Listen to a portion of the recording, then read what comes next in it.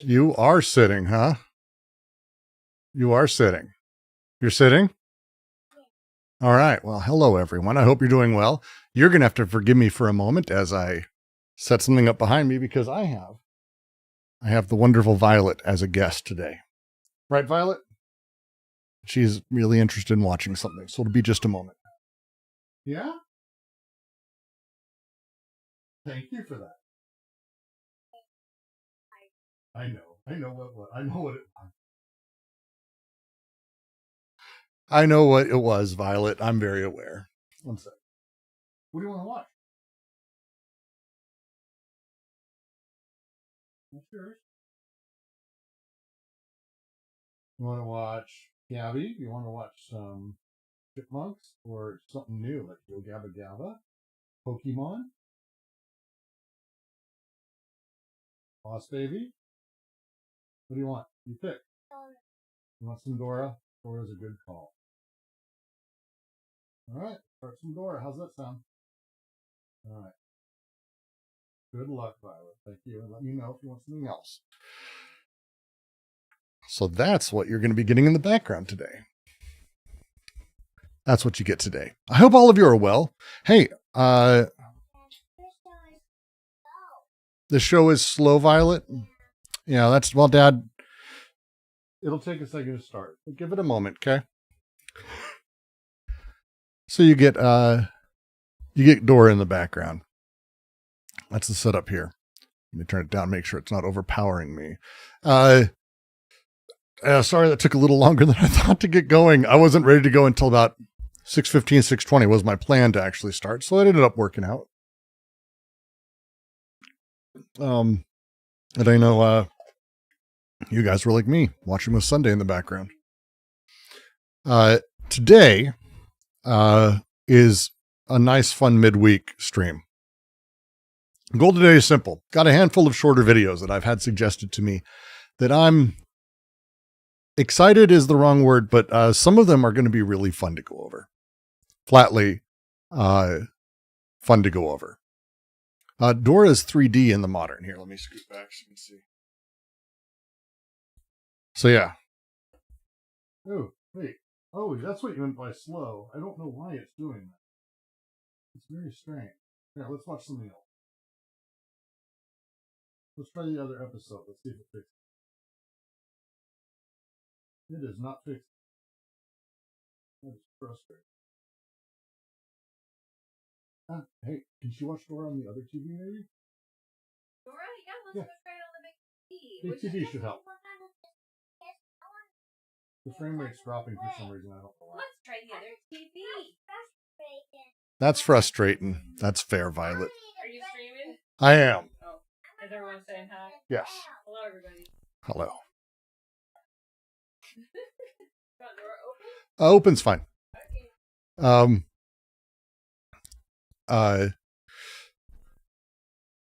It's now 3D. Dora is still fine, still educational, still does the same thing. It's not quite as cute, but yeah. It's not quite as cute.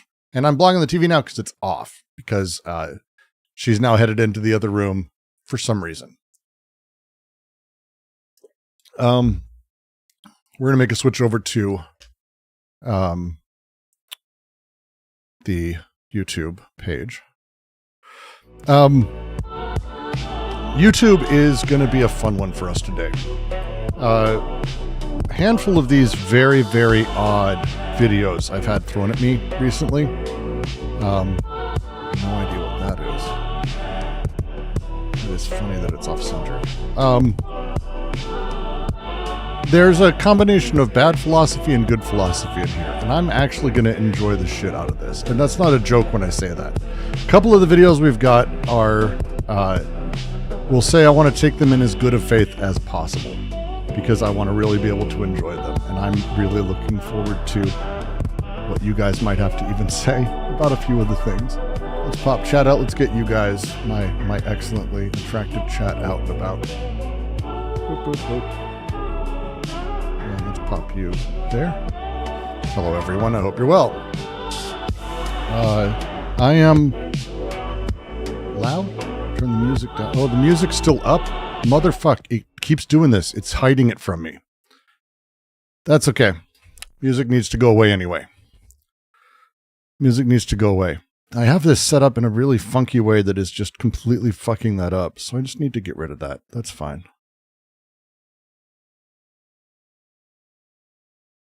I just need to get rid of that in this, it's a whole thing.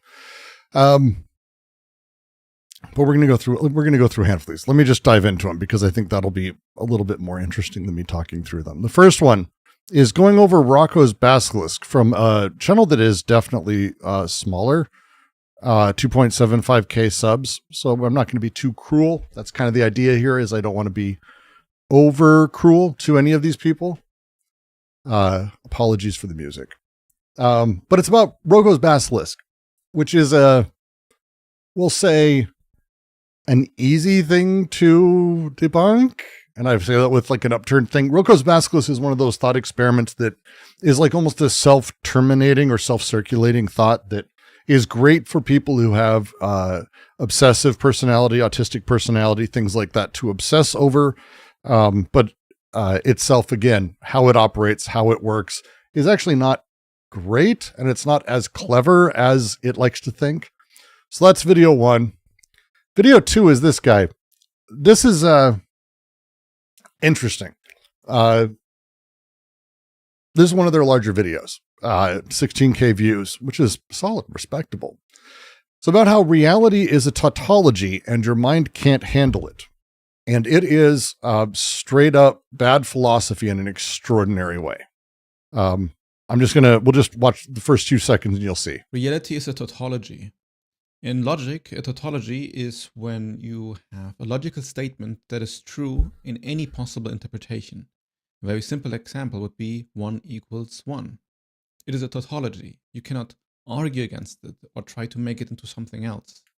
The issue is that everything that exists is a tautology.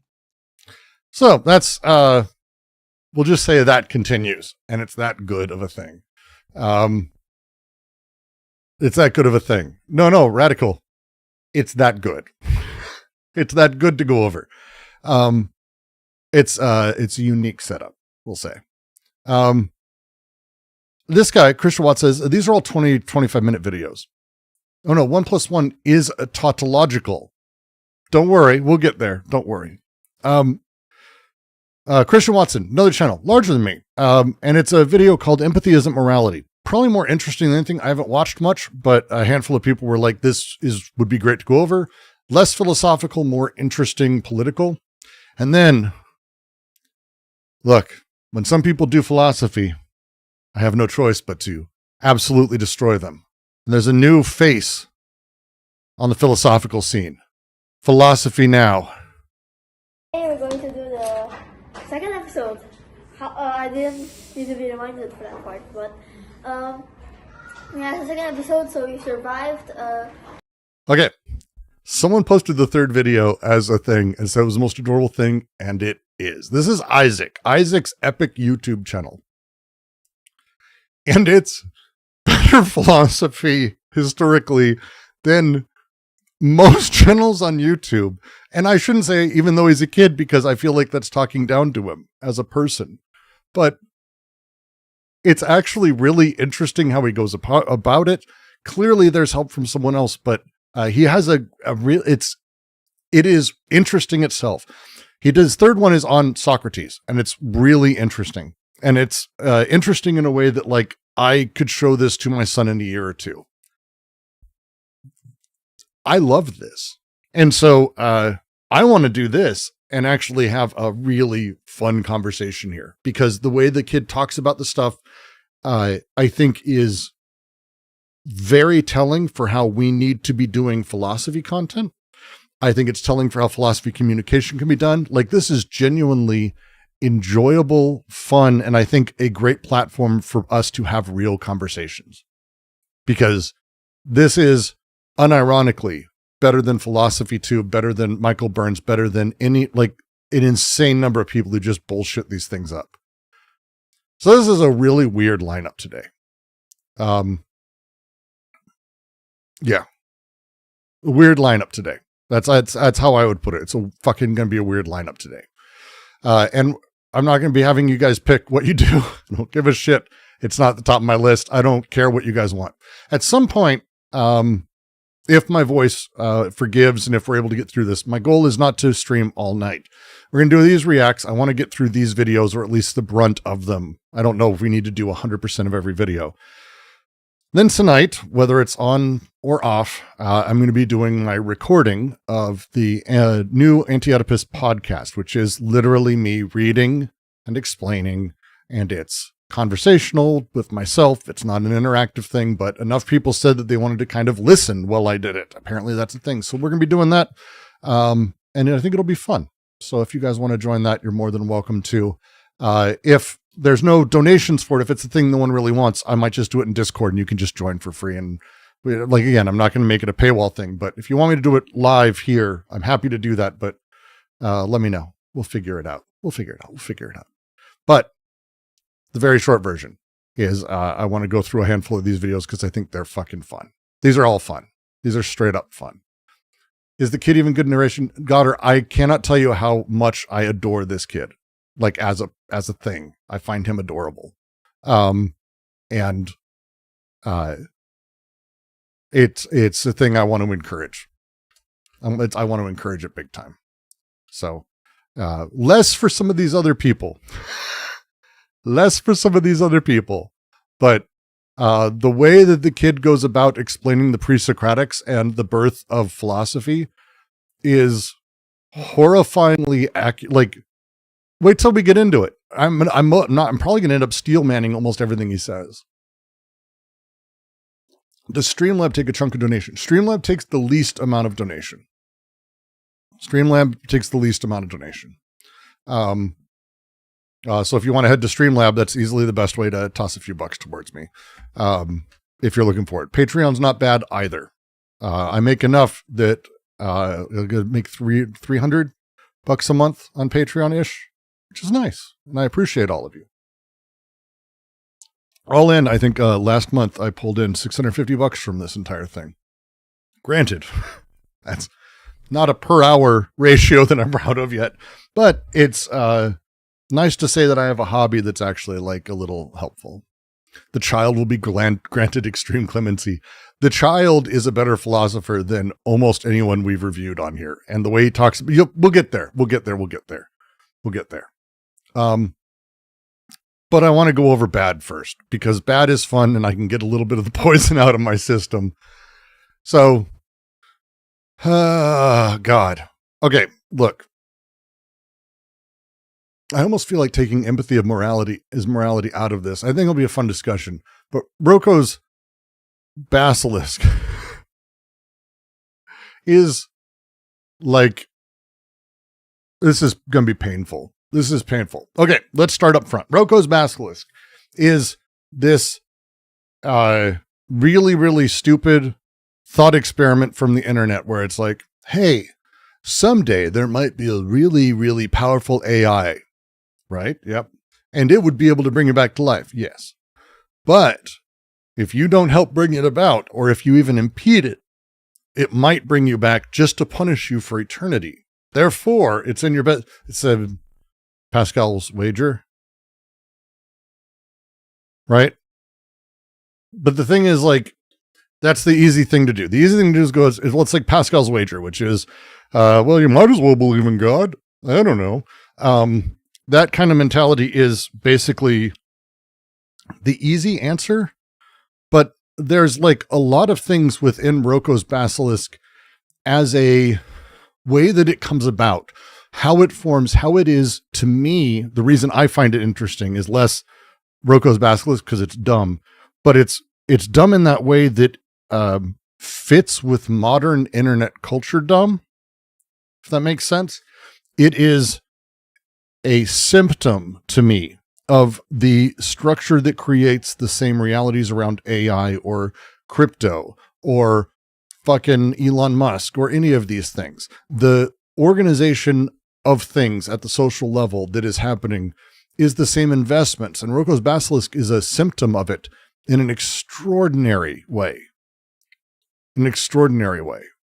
Right? like the way that it comes about, the way that these things are built and how it's set together, that's the stuff I think is going to be interesting. He talks through how it's made, and we'll get to it. We'll get to it. So shocking that it was deleted from the website. Have I read Dune? I read Dune to my children. It's one of my daughter now falls asleep to Dune, just like my son did when he was her age. And I absolutely adore Dune. I'm not having this discussion again. Where it was originally posted and labeled an information hazard. There are some who would say that just watching this video is dangerous. So, do you dare continue? Hello, and welcome to Ontology Explained. I'm Casey Hart, philosopher and ontologist, and I'll be honest with you, I thought I understood Roko's a basilisk. I thought it was just some dumb argument online that riled up some rationalists. But after digging into the primary material and a bunch of different forums where they were discussing it, I realized that most discussions of Roko's basilisk just get it entirely wrong. By the end of this video, you will know what the argument is, how folks reacted, how to critically evaluate the arguments, and then there's going to be a twist. But stay tuned for that one. Just a note, if you haven't watched my Pascal's Wager video, you should watch that first. I'll drop it below in the description. We're going to be... Is it okay to call yourself an ontologist?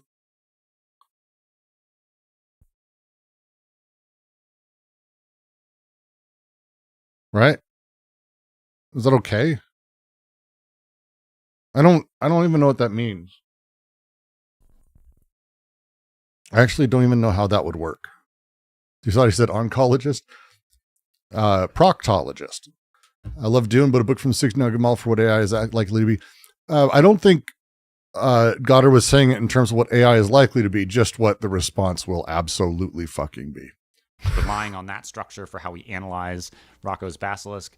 Also could be useful for you to watch the Newcomb's Problem video. That is like all tied in here. I think we're not going to watch an hour's more content to watch this half-hour content. In terms of decision theory, especially the Acausal decision theory and timeless decision theory, that is so important to Eliezer Yudkowsky, and then that gets brought into Roko's basilisk as well. So let's go through the history. Where does this argument come from? Well, it's in a blog post by Roko Miech. Roko Miech, his name is just Roko, well, that's his first name, and that is also his online name in Eliezer Yudkowsky's less. I have never seen a picture of him, but if you asked me to draw him, I would draw him like that. So, I mean, he looks literally like the guy who would come up with Roko's basilisk, right? Am I wrong on that? Wrong wiki, the Rationalist wiki. And Roko has a whole bunch of different posts there. And the first post that you need to know about is entitled The Altruist Burden. Now, I want to take a second to say a few things about Roko Miech. I hope this doesn't sound too insulting, but I think it's important to understand. Roko is a fucking moron. He wrote for Less Wrong, and he's part of the rationalist community, which is in capitalism, Roko's community, the rationalist thing. If you weren't part of like Reddit atheists or didn't like really dive in, or I happen to, in 2007 through 2013, I lived in San Francisco. I got to know a lot of people in that sort of Silicon Valley space. And the rationalist community is a very particular, like it's now the Peter Thiel, weird anti-rationalist, all that shit. But they're very weird in this place of like capitalism meets utilitarianism, where everything is about the input to good and sort of post-religion as a thing. It's a very odd thing. I interacted with the Roko community. I interacted with the rationalist community. The Less Wrong community, it's doesn't matter. None of this matters. And look, I'm just more saying like the way that they sit is that thing that sits at the center of what capitalism sort of became. And I think the modern version of what we're seeing now as it's sort of gone, honestly, fucking nuts. Like, that's the thing. People who are rationalists, the Reddit atheists, they don't believe in the Christian God. They're the Jordan Peterson types, right? But the function of the despotic, the transcendent body that overcodes, right? That judges, that distributes things in the social space as a thing, is ultimately about reattaching to whatever it can, whatever substrate might be available in the realm of possibility. And for this community, taking the religious and running with it, that thing is kind of what they did. So they have like this effective altruism thing at the center of it, or they're the types who say things like cultural Christianity and all of that. So Roko's Basilisk as a thing is, to me, indicative and symptomatic of this entire rationalist crusade that is the three things they do, the intersection of the three things. It's the way that religiously transcendent things ultimately come back to this technological substrate, right? The way that the capitalist axiomatic reduces everything into organizable input, good or bad for Roko, blah, blah, blah. And then ultimately the community whose desire, their underlying impulses, the way they care so fucking much about status, success, power, ability to go places, who thinks they know more, all of that stuff is then recaptured by their own framework. And Roko's Basilisk is all three of, like, it's perfect for that. Roko's Basilisk is a diagrammatic of how the decoded flux from Anti-Oedipus ultimately reconverges on new figures and new forms to take its place. For those of you who've been part of that reading, it's amazing to be able to look at this. And he does not have a grasp of this at a significant level, and it's going to be really interesting to see. Understand the guy a little bit to understand how his arguments function. And if you spend just a little bit of time looking up who is this Roko Miech guy, you will see some charges of racism and misogyny. And I wouldn't bring that up if that wasn't both relevant and having spent just a little bit of time on his Twitter feed. Can we say the rationalists crave for a high-tech boot instead of a regular one? They'll take the regular one too. Again, it's what they're doing is they've sloughed off when Nietzsche says, oh, we've killed God, now we're walking around his entrails. These are the guys who are like, and his entrails are amazing. That's entirely accurate. It does not take very long for you to find out that, like, this is not a person I want to spend any time with in my daily life. No, he's when terrible. When you look at the rationalist wiki writ large, and this certainly isn't true of all of the people, but I think there's a stereotype of, like, person in their parents' basement wearing a fedora who just wish they got more attention from ladies. And I get a very strong vibe of that here from Roko Miech. I don't say that just to be insulting, but I say that so that you can help contextualize and understand their arguments. And we can look at that with the first blog post that inspires the follow-up blog post from which Roko's Basilisk is taken. And that is the altruist burden. What is the altruist burden? Well, to be an altruist, right, is to sort of kindly give of yourself to others without needing anything in return. And if you've got someone who's complaining about the burden of altruism... A lot of these people talk about Elon Musk as being that, by the way. That he does everything he does for the good of humanity. Just so you're aware of the type of human we're talking about.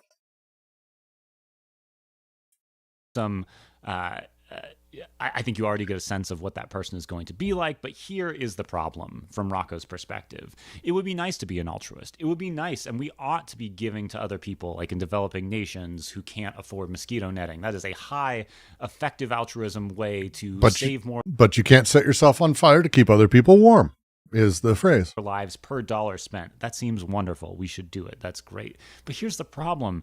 When I give my money to those developing nations and I help them out, I'm not spending that money on myself. I'm not getting fancier clothes or getting a super cool car. And that means that it's harder for me to find that, like, really suitable mate who lives around me. This is all hypothetical. I'm very happy in my...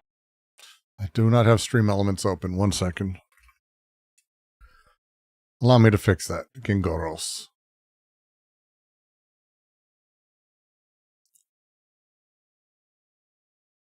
Well, aren't you kind? Let's see what we got. Hello, Brooks. I hope you're doing well. My job cut 9 hours, meaning I'm losing that pay. Oh, dude. I'm sorry. I was cheered up when I found out today Diablo 2 got an expansion pack, so I'm soying out. So that cheered me up. Save your dollar next time and just type it. I appreciate you, Gingo.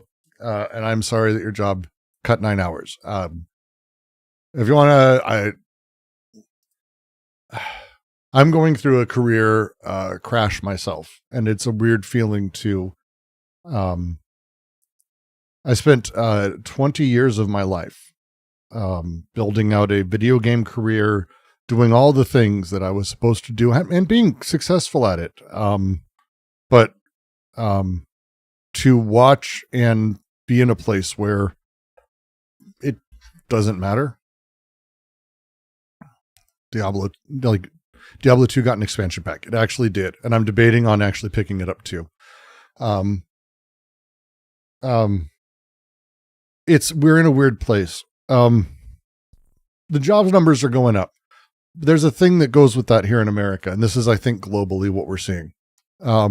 Jobs numbers across the board are up in a slightly positive way. They're down overall, by the way. But if you remove healthcare, if you remove the fact that the entire generation of older boomer fucks who have ruined this world, all of them are getting older and they're getting sicker, and therefore they're blowing all of their money on medicine. The government's taking care of them, all of that. We have a huge pit of money going into that. If you remove the jobs created from that, we actually have a massive net job loss month to month to month. It's a really horrifying reality, and it's happening globally. So I'm sorry, Gingo. I appreciate the dollar. You don't have to send me $1 to make me give you some love, though. You don't have to send me $1 to give me some love. I would return it at this point. I feel bad, but I adore you. Thank you. My personal life, this was me putting on that fedora, so to speak. So the altruist burden is like, geez, it really sucks to be kind to other people, because then the people right around me don't seem to value me as much because I'm giving up that sense of status. To which I think there are a lot of really sensible responses, like you need to get yourself better friends if your friends think less of you because you are giving money to developing nations and trying to spend money in ways that like best help people and promote humanity and goodness. Like if someone thinks less of you for that, you don't want to be around that person. They're a bad person. Here's the challenge, though. Like, and I there's a good chance I'm probably going to agree generally emotionally with everything that this dude is saying. Not the other guy, this guy right here. It's not bad as bad as I thought it was going to be from like the opening. Because anyone who's talking about Roko's Basilisk is generally, but you know, credit to him. But the thing is, like, the reason that the altruism thing works on people is that we, as people who are built into consumers, consumption is part of the process of our creation. The consumption need is not like, oh, it's me being selfish or greedy. This is a thing that is built into how we function. This is the way private accumulation operates. And so I think he's generally right in that you need better friends, and that should be the thing you probably say as like the prescriptive emotional thing. But like the critique of it is still, the challenge becomes, the problem is not one of personal virtue. This is systematic. This is the way that capitalism functions, the way subjectivity is built. It's tough. It's a really tough thing to critique as you go through this stuff. I don't know what else to say there.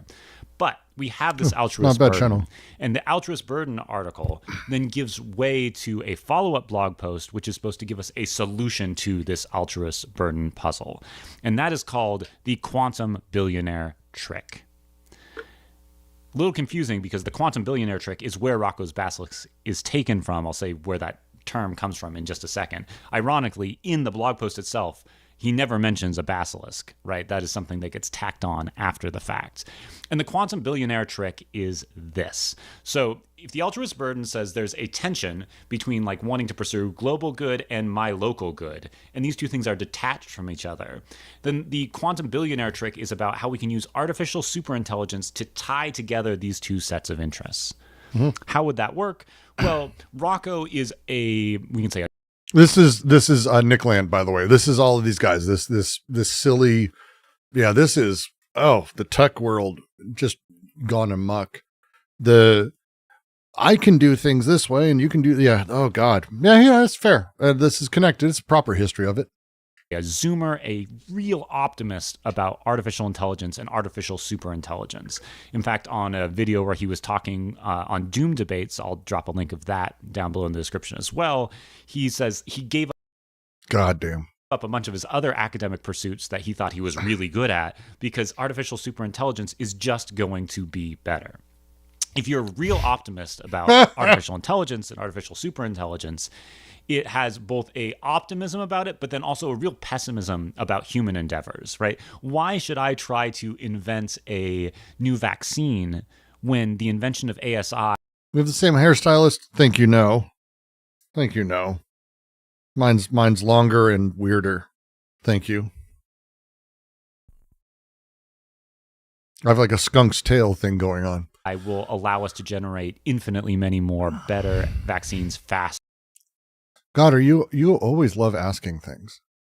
Altruism, egoism I think it's a false binary, but it doesn't matter if I think it's a false binary. The challenge is that society trains and builds people in subjectivities in a certain way. We can sit and shit on people all day and say their ideology is wrong. That does nothing until we give them an affirming thing that they're able to attach to, until we give them a different direction they're able to go, until we can talk about it a different way. Until we give another way for this language to be used, there's no movement in this. This is the momentum. This is the direction. We've got to do better because we've got to say better. So just saying it's false is like cool. And faster than I could ever do. Why should I try and cure cancer? Why should I try and engineer new types of bridges? Instead of putting any energy into the development of something good in the world outside of ASI, I should put all of my energy into ASI itself, and then ASI will take it the rest of the way. That's like the most efficient conversion of my energy and intelligence into good in the world. So that's the view about ASI. And then we can use ASI as our means to accomplish all these other good things. So the altruist wants everybody to be healthy and happy in all the parts of the world. So how can I bring that about? Should I give my money to those causes? No, I should bring about ASI because ASI will solve all of these problems. Okay, and this is where it gets like a little sci-fi and trippy, but this really is the crux of the core interpretation of Roko's Basilisk. Artificial superintelligence knows, like when it comes about in 2 years, 5 years, 50 years, whenever that time is. When it comes about, it will know that the best way to accomplish good in the world was through its creation, right? Because it's able to accomplish all the wonderful things and solve all these human problems. So ASI, knowing this, will want to set up systems in place that will make all the good things happen as fast as possible. Now, the ASI doesn't exist yet, but the ASI is going to be an acausal decision theorist.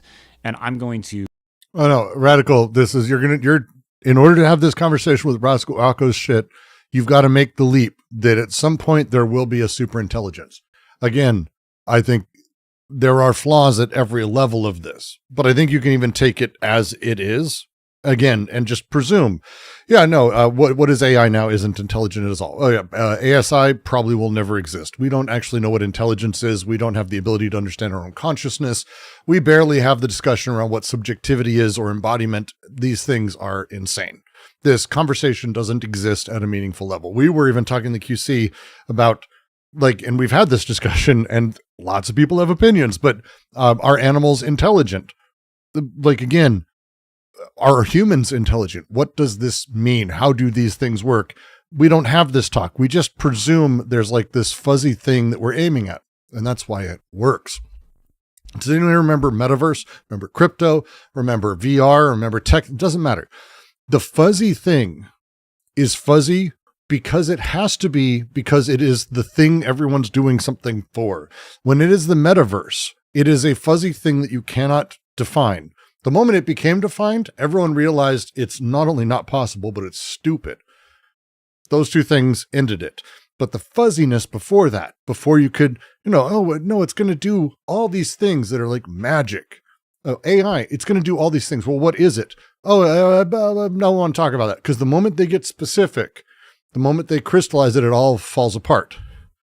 Money pouring in, capital pouring in, because the fuzziness enables a potentiality, which means they want to make sure that they're the first people in, not the last people in, that they're the ones getting the first payout, not the last payout, that they're not left holding the bag.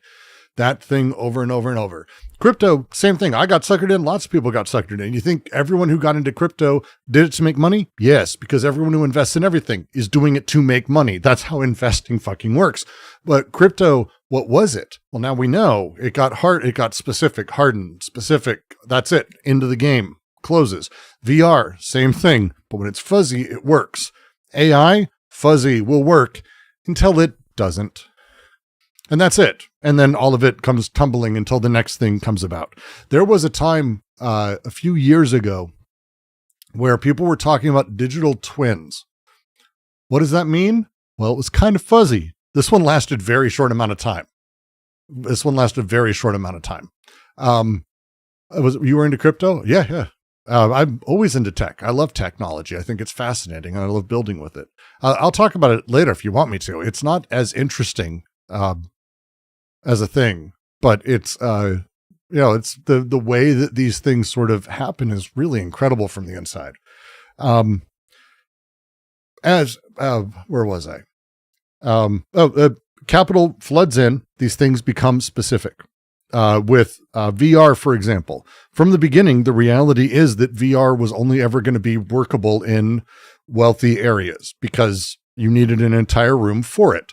The idea and fantasy that sits in, Ready Player One or all these others, that you can have treadmills or that you can just plug directly into your brain like in the Matrix, these fantasies laid the groundwork for an open-endedness that simply technology was never going to allow. And in my lifetime, never will. And I say that as a VR booster, and I was a VR booster.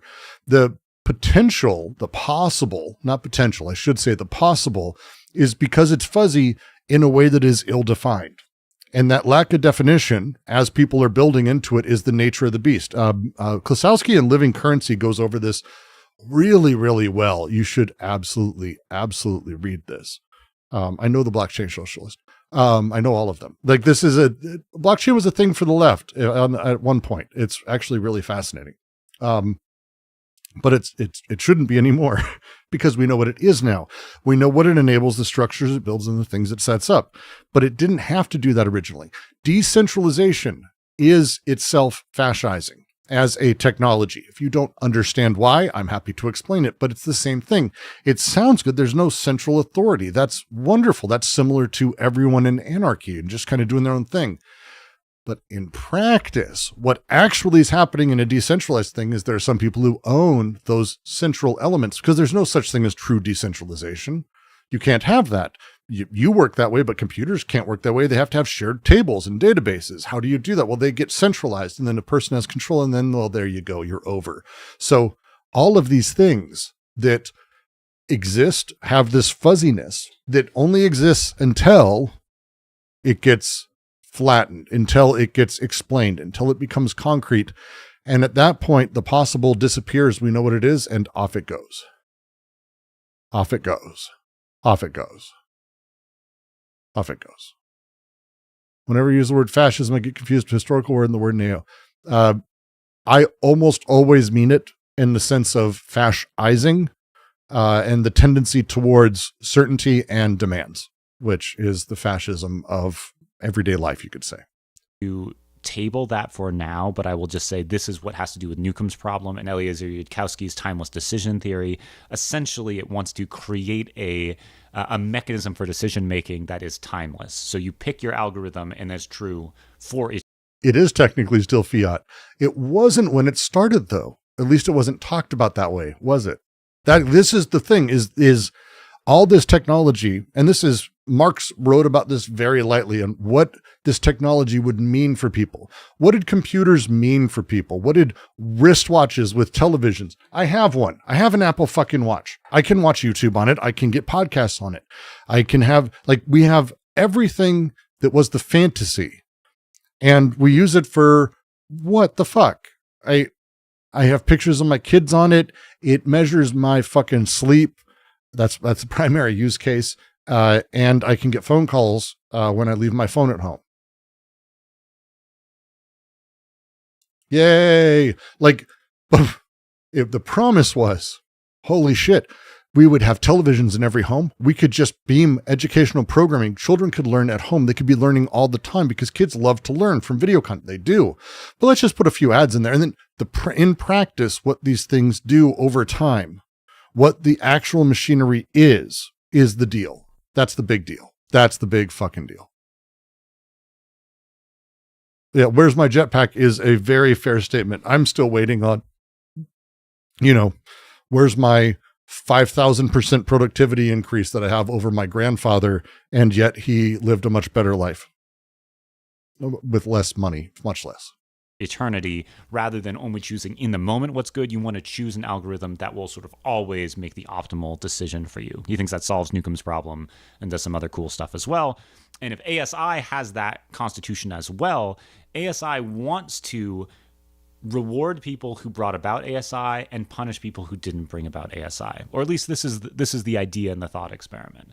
So if ASI in the future comes about, it will go find all of the people who brought about its existence and it will reward them. This is a way sort of retroactively.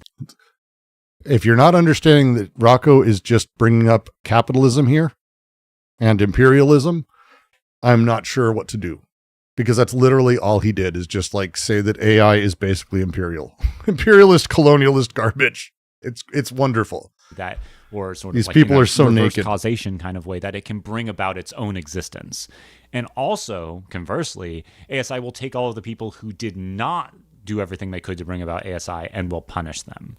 Now, how would this punishing or rewarding look? Well, you got to know we are looking at a future world in which artificial superintelligence exists, and that's going to open up all sorts of new avenues. But let's just take like a Matrix style explanation. What if the AI could take all of our consciousnesses and... Oh, I go. If you want, we might be able to do one of those streams at some point. It's a fascinating... See, I find what happened with crypto actually incredibly interesting. So my specific actual involvement was I never made a token. I never bought token outside of a handful of ETH that I spent on random things just to see how it worked. That side of crypto was never my thing. Using the blockchain as it was talked about early on, especially like 2017, 2018, and using it for decentralized communication, decentralized database creation. This stuff was always fascinating to me. And I've never been a fan of Bitcoin. Bitcoin itself and decentralized currencies have always had an extremely right-wing bent to me. And when the book came out, it was nice to hear. There's a book called Right-Wing and Bitcoin, something like that. That's a phenomenal, very quick sort of takedown and explanation of why these areas are especially vile when it comes to right-wing ideology. But I don't think that like decentralized as a thing. I'm now of the opinion that decentralized is that, because I've seen how it actually functions and how things end up working. They end up being more fascising than like a well-meaning centralized dictatorship, which is horrifying. But the way that crypto did this and had its day, my specific project, and I still think it's a great idea. I just could never figure out how to make it work. I made a Minecraft server with an old flow token NFT setup. And what it did is it integrated with this chain and it printed 8 NFTs that I gave to my friends.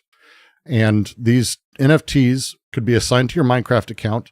And when you died, the server burned the NFT. And so you could never go back in. It was like a access ticket was the idea. And basically it's like an ultra permadeath, because there's my early experiments. Basically there's 3 or 4 servers that literally no one will ever be able to get into, because like the world itself, the setup and everything is tied to tokens that now don't exist. They were all sent to 0 address, which I find really fascinating as an idea. This idea of ultra permadeath, it fundamentally changed how people played the game with me and with each other.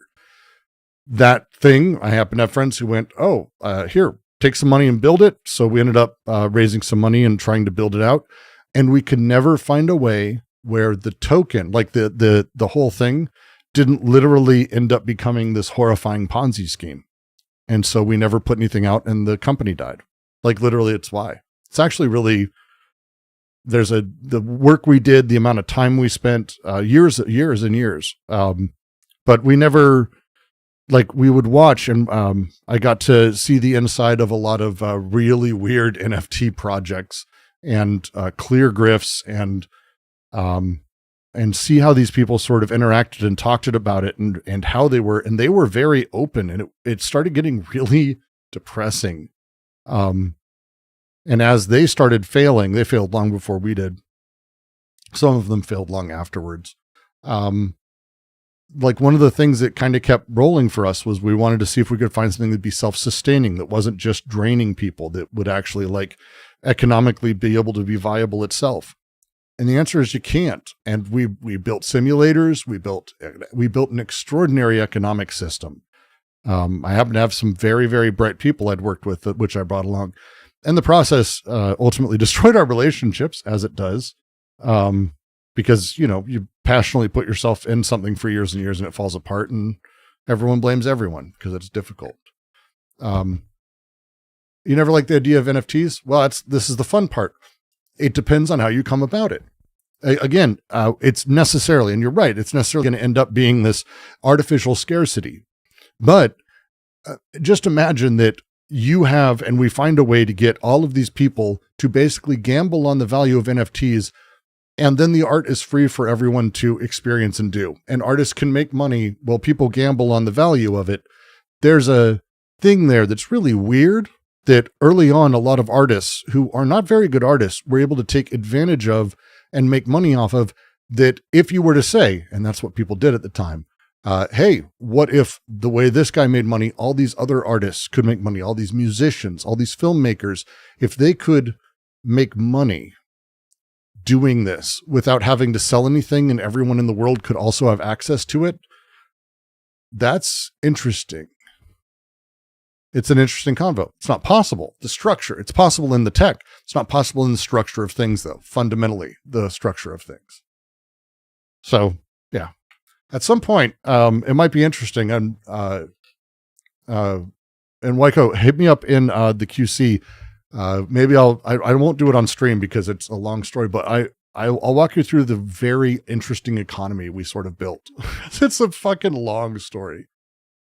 But so Yusuf, it's the idea of, in theory, this could work. But the problem is, like, in theory is such a useless conversation. The way that things actually happen and are built and where incentives lie and how they're structured, things end where they do. So it's, and there's only so much you can do about it, which is really not fun. And download them into some version of the Matrix and take all of us who brought about ASI and give us, eternal bliss, whatever the best situation is, essentially put us in an AI heaven. And it could take all of us who did not spend all we could. This isn't that bad, but I'm not interested anymore. You guys don't seem like the type who care either. Yeah.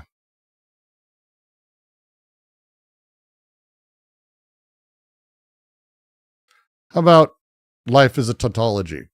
Now this is, I watched 2 minutes of this and I went, oh, this is really horrifying.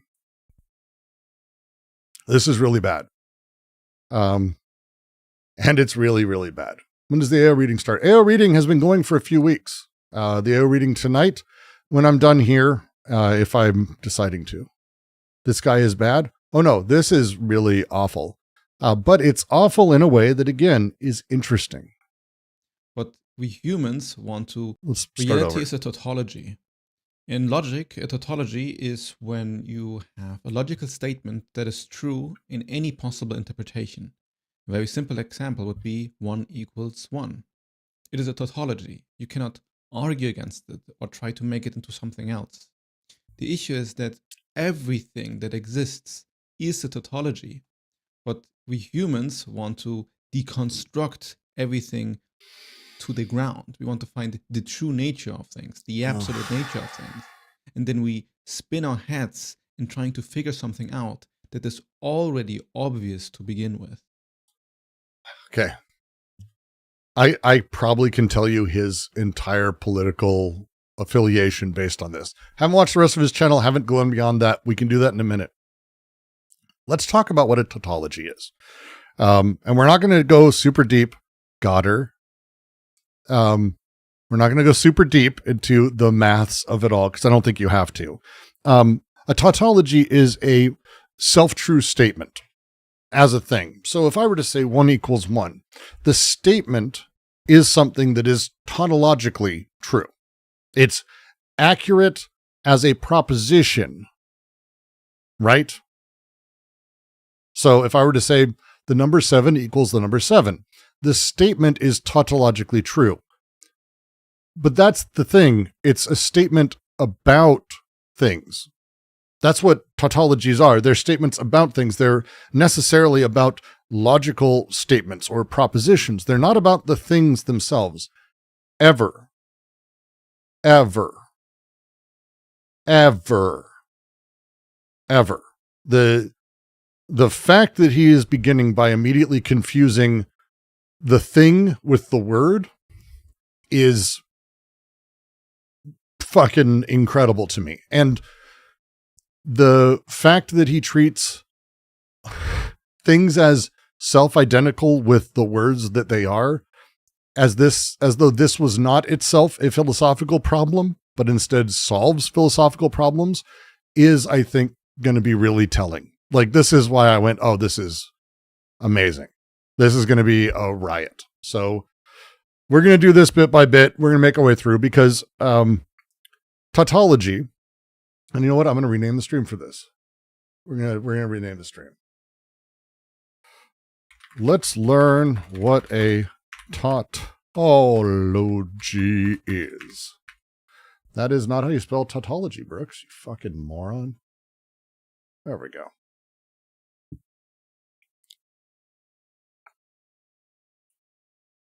And that probably wouldn't be where I'd put the quote, Brooks. God damn. It's a long day. Fuck off. That's it. I think we're just going to go with this because this is going to be really fascinating. Because the claim itself that reality is self-identical is fucking insane as a concept. And again, shows, one, that this person has never actually dealt with philosophy fundamentally, like as a thing. Like, I don't think he's ever dealt with philosophy. It's because the very core question of that is sort of astonishing. Tautology is a really interesting epithet that is thrown around too much in philosophical circles. And it's used in ways where you'll hear someone say, well, that's just a tautology. And it kind of isn't. And it again plays a really fuzzy role. If you don't notice the theme tonight, it plays a fuzzy role in how people have these conversations because it lets us say that you're wrong by using a big word that kind of isn't being used right in the first place. So I want to talk about it as we go because I think what he's doing here is actually a great way for us to talk about a criticism I have of general philosophical discourse. And I think a lot of people share, actually, even people who do this would share it as a thing because it is about, tautologies are about assuming what something is based on what it is. The way the error made here is amazing.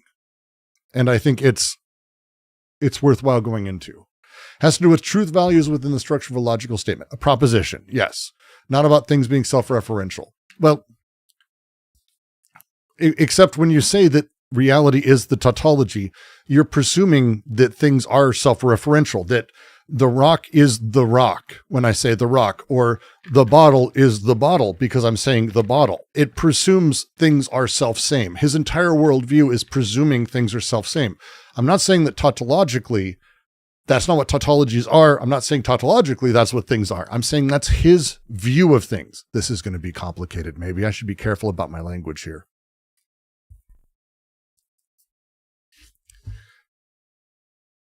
His misuse of a majorly important philosophical thing is specifically that he takes the statements that are being made as though they are directly representative of reality. This water bottle is actually not a statement that has a lot of meaning beyond the proposition. The proposition isn't really tautological either. It's a claim that isn't really made outside of itself. But to claim that this is what it is always, and that's the problem, that becomes this insidious, fucked up representational view of things that just dismantles people. Would a tautology be a true statement that does not depend on prior axioms? It doesn't have to depend, specifically can't depend on prior axioms. A tautological statement is,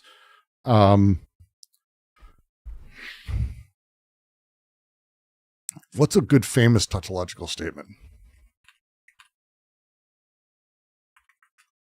I always get confused by tautology is the self-evidence and core concept. Yeah, it's not that. A equals A is a tautological claim because you're making a claim about reality, that things are what they are. We use it rhetorically more often than anything else. We tautologically say a thing like, boys will be boys, which it's almost like meaningless as a statement because it's like, yeah, they're going to be their thing. It says almost nothing outside of itself, but with it's sort of as a closed system, it is a truth demand. Boys will be boys is a great one because that's not true. Like, boys will be boys.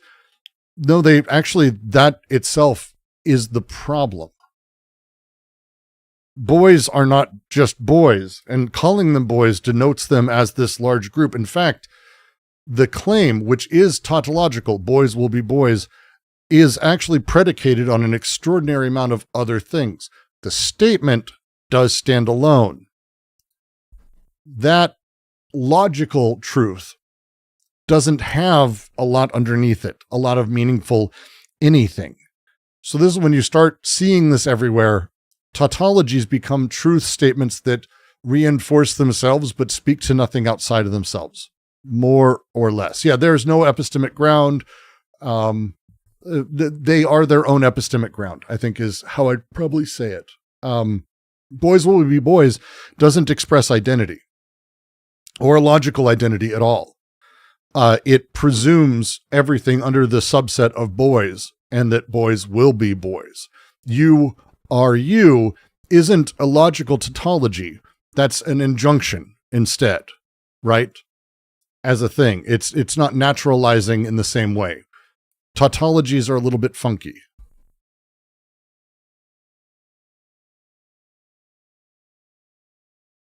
Yeah, I think that's how I'd probably phrase it.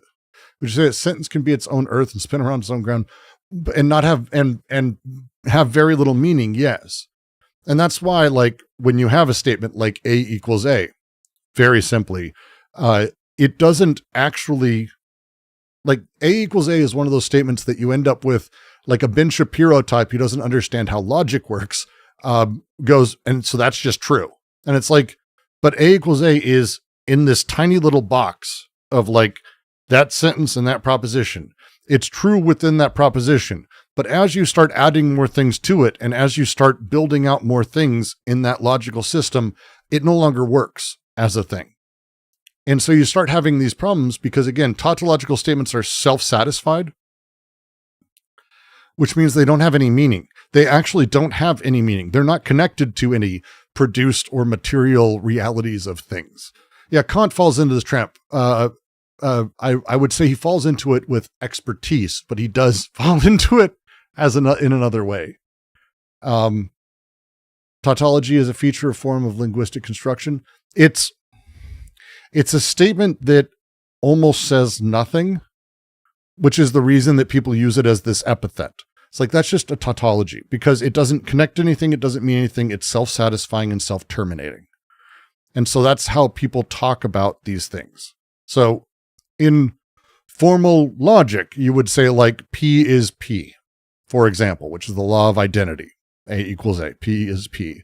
This is like Wittgenstein and his setup. Propositions true for all truth possibilities.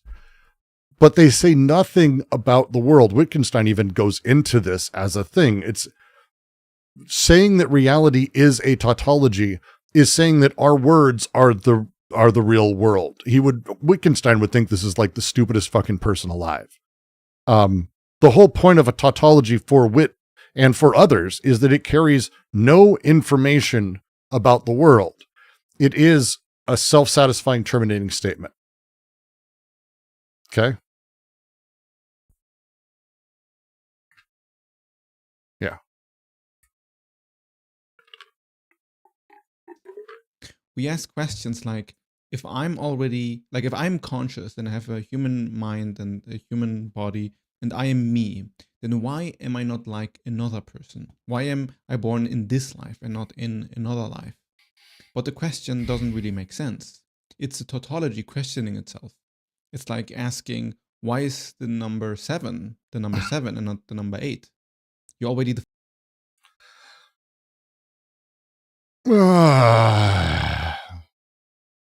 So the thing I like about this is like back in the day, I used to really appreciate Pat Buchanan. Pat Buchanan was a politician in the 80s and 90s who was a huge, giant piece of shit. But he said the things he believed. And that was kind of nice. And it's a thing that stopped happening in like the mid to late 90s for Republicans especially. And they started lying about what they believed, right? I appreciated Pat Buchanan because he was just a kind of racist, sexist piece of human garbage. I kind of appreciate when people are so baked into representation and identity, because that's what he's saying here. He is like, if you want to talk about identity politics, this is identity politics at its base level. This is claiming the law of identity is everything. It is the identity thesis at a basic level. Identity is foundational. Identity is self-evident. This whole thing and all of it is not, as we would say, this fragile, coextensive, metastable like thing that's always the impulsive result of chaos. No. He's saying, because I say I, therefore I exist. He's basically taking Nietzsche's thesis and being like, no, Nietzsche's right, that we say I, and so therefore I exist. Therefore, grammar made me who I am. And it's wild to hear. It's wild to hear. defined it as the number 7. In the same way, you are the only person you could be because you are you. We've been over this, but I'll say again, I don't believe saying that intellectual scopes beyond human intelligence will ever come to be, because we don't understand what human intelligence is at a fundamental level. We like to talk about us as being smarter than dogs. And this is, people get pissy when I say and talk about how dogs don't have the intellectual capacities we do, because they think it means I'm saying we are more intelligent. We are not. I don't believe in that. I don't believe there's a single scale of intelligence that we and bugs share. I believe there's modalities of existence that we, and even within the human experience, have drastically different realities. So when we're talking about, hey, human experience and intelligence comes together because of a really weird set of things that come together in a unique way and actually produce some other thing, or that there is some other modality that is sort of inserted in that, the presumption should not be that there will be better intelligence than us. It will be different. Necessarily, whatever comes next is going to be a modality we fully cannot fathom. And to think that it's just humans but smarter is, I think, a child's way of viewing things.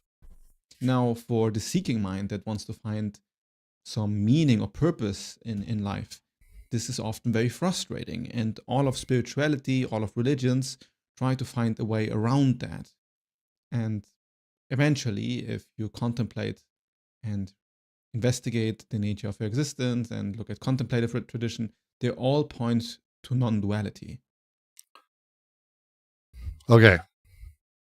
Is he going to go the non-dual route by saying it's not about duality? You have the ego. Oh, God. Oh, God. Meaning that there is no separation between things. And what this at the end means is that everything is a tautology. Like how something is just what it is like. Now, of course,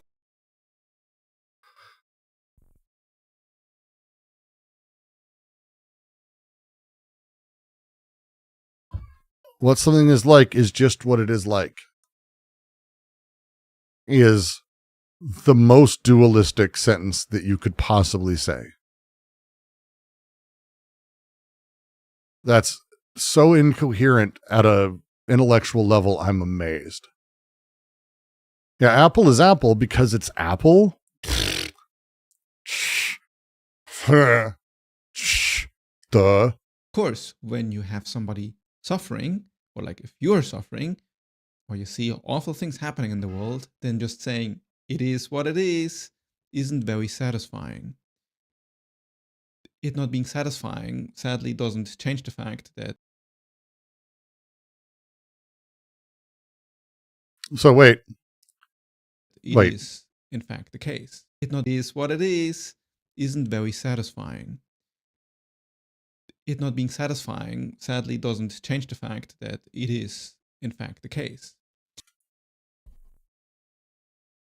So if we take this logic and we keep going, I would put forth the idea that us being disappointed that it doesn't do that is what it is. And therefore that is tautologically the base layer. And so also then people being disappointed and people like, this is a very poorly considered thing that basically constructs a weird nightmare. This is really awful. I'm not sure how much longer I can do this. So most existential problems come from the fact that we do not accept what is, that we use the sense-making apparatus of the mind to resolve a problem that has no solution. How do we, okay. So then how do we use the sense-making apparatus of the mind in a way that isn't showing what it is? How do you know that isn't what it is, that it isn't satisfying? And the ego hates that. We always want to make sense of things in order to feel in control or power in our lives. Oh, God. But there is genuine power here. What the It's fuck? in recognizing what is actually true and not trying to doubt the truth that you already know is the case. He's literally like, yeah, he's doing representational trapping himself. It's kind of amazing. It is what it is. Done is not actually signifying that being is being. Most people use this. Well, I'm with you. I'm trying to figure out what the fuck he meant by it. Because I think what he meant is that it is what it is, which is tautological, which is then the thing he says, but then it yields the wrong outcome that he says is bad. This hurts. I don't know how long I can do this. And for what this looks like in like a life, not just in some abstract philosophical terms, it's that if there's something that you must take care of in your life, then you should probably take care of it. If there are emotions you have not processed yet, it's probably time to process them. If there is a person you need to apologize to, it's a good idea to apologize to this person.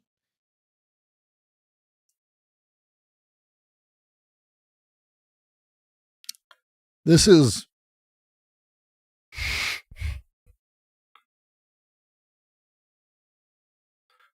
There are layers to this that my brain can't do. If you are living extremely unhealthily and you know it is destroying your sense of well-being, then it's probably the time to care about your well-being and become healthy. These are just a few examples, and I could, of course, list on infinite examples. But usually the problem that you're dealing with isn't actually that existential. The existential aspect is kind of a crazy attempt from the mind to find answers to questions that the mind will never find satisfying. Because, yeah, reality is a tautology, and there's a way you can be in more direct contact with it and dissolve your sense of self in a way that you are in more immediate contact with existence.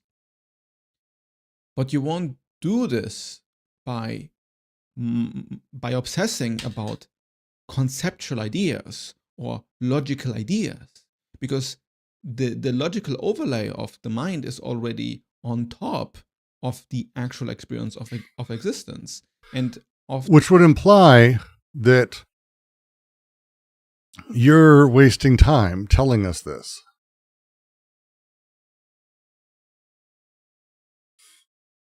All right, I can't. This is terrible. What is this? Oh my God.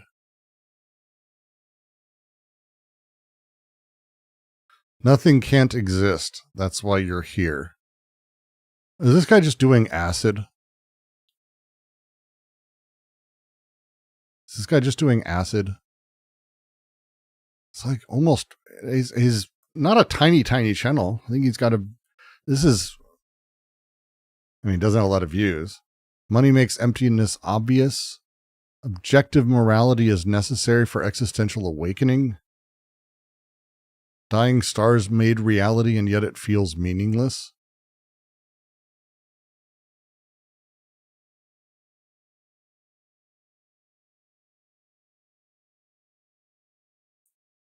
I mean, I'm down for like acid trip weird shit. Your awakening failed because your ego survived. That's a fantastic, nice little wine mom plaque. The desire to disappear from reality is quite a common desire, and it doesn't need to be as dark as it sounds like. I think most people in this life have thought about just going to bed and wishing to disappear before the morning starts. The difference between wanting to die and wanting to stop being you specifically is what the core of this desire boils down to. Like, you just want to be in a space where you don't have to feel all of this burden of existence, where you don't have to experience all this responsibility, where you don't have to go through every single day of your life that feels like it lasts forever. The issue with awakening to your own conditioning, like seeing that your life might be somewhat of a dream and you are not as real as you thought you are, and all of this is like a clever illusion, is that once you realize this, you might think that you become free from this desire to not want to exist, that you're somehow waking up to the beauty of life. But before this actually happens, most of the time, you actually get shook by even more reality, by even more life, by noticing how heavy it actually is to exist. The ego was actually cushioning you from reality. And once you awaken to the existence of the ego and the illusionary nature of it all, what tends to happen is that it starts to hurt more.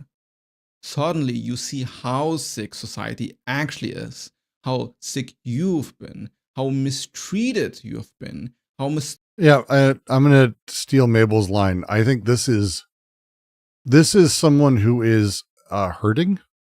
I'm not like, that's not even debatable for me. This is someone who's hurting and has had really weird YouTube playlists.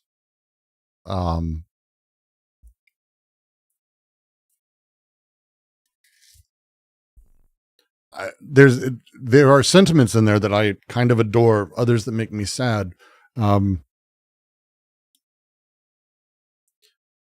There's a line being walked between oblivion and what might be called enlightenment or anything else. That's a really interesting line that I think pulls a lot of people when they're in very particular places.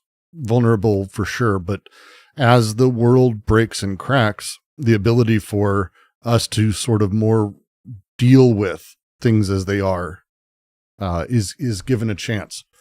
So you have really fantastic lines that are, I always recommend people do way posthumous pieces. His published works are extraordinary, but he has the line, the reason you are miserable is because 99.9% of everything you do is for yourself, and there isn't one. Hello, Dexter. No, they can't see you. But you want to say hi? What's going on? There's no stopping him. There you are right there. See? That is, you are not a small child anymore. All right. You're going to knock stuff over. Come on. What's going on with you? What do you got going on? What do you got going on, Dex? Hey, August says hi. Do you remember August? August? Yeah, remember August came out with you? I don't. You don't remember? August and Hugh came out. We made a big dinner to the protest together. You don't remember all that? Nah. That's okay.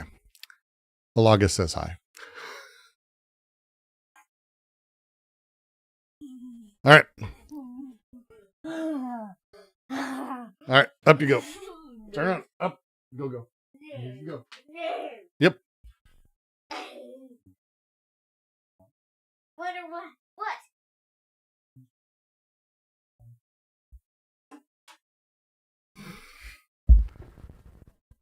Well, Dexter doesn't. Dexter would remember if he saw you. Dexter has my brain. Dexter doesn't remember people's names. Don't worry about it. If I were to go, hey, remember, it'd be like, oh, yeah.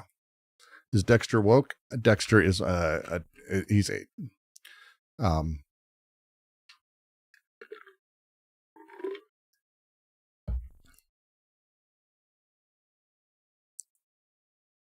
Good. Dexter shows up at good times. The video is sad. This is a very sad video, and I empathize with it because there is, when you are in fragile states, the ability for you to begin piecing things together to try to make sense of what is an infinitely breaking world. As you hold on to things, you will find yourself breaking. You can make up for it poorly with sex, drugs, drinking, self-harm, violence, and all those other things. Wouldn't recommend it. Those are all great. But other people take about it and they deal with it with more direct things. And it's a little scary to watch because I recognize very much the position.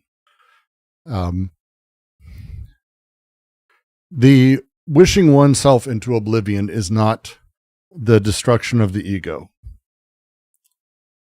It doesn't come from the same place. Like, just flatly, I will just say it just doesn't come from the same place. Like, as a thing. It fundamentally doesn't.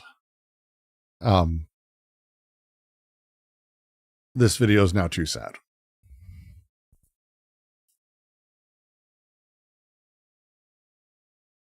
This video is now too sad. I did all 3. I joined the club. Not recommending it.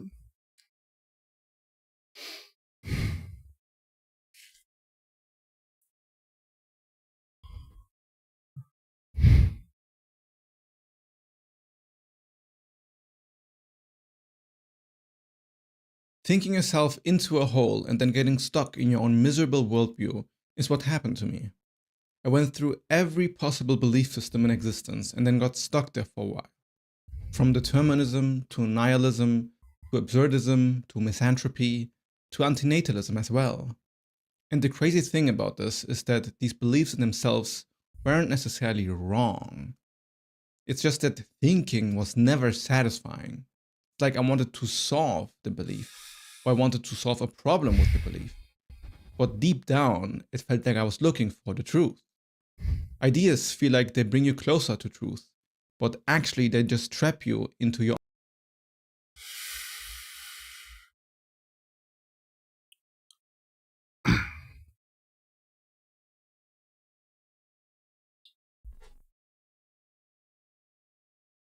Well, no, I don't know how to feel.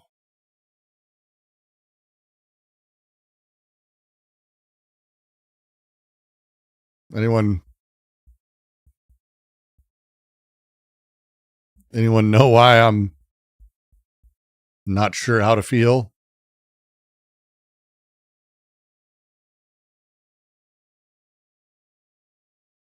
I missed this on his other video from 10 days ago.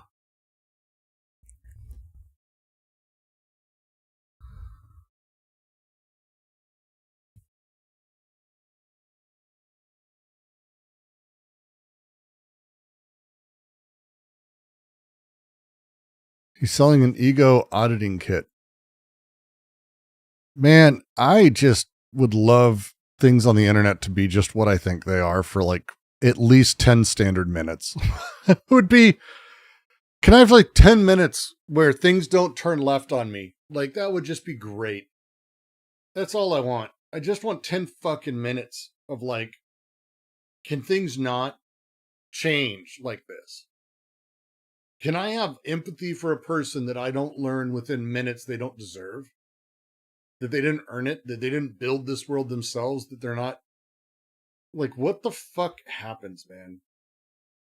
No, he's still being genuine. It just sucks.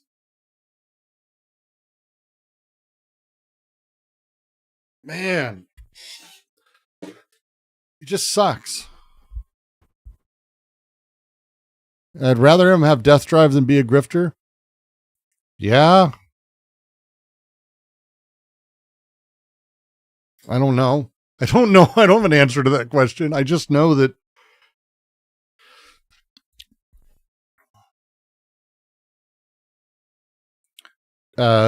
sometimes you get into a place, I do, where I'm watching a video and I'll be like, fuck, this guy, this is, I remember these moments. I can feel the situation. I can feel the pain, and I can play. I connect with it. That sucks. It sucks to experience, not in a way that I don't want to, but in a like, it's negative. It's a negative experience that I think is worthwhile in a weird sense of like, connecting with other people. It's part and parcel of it, being open to it, because you highs and lows. That's how it goes. And then it's like, oh, cool, grifting. That's fun. I'm glad that turned out this way. That's fun.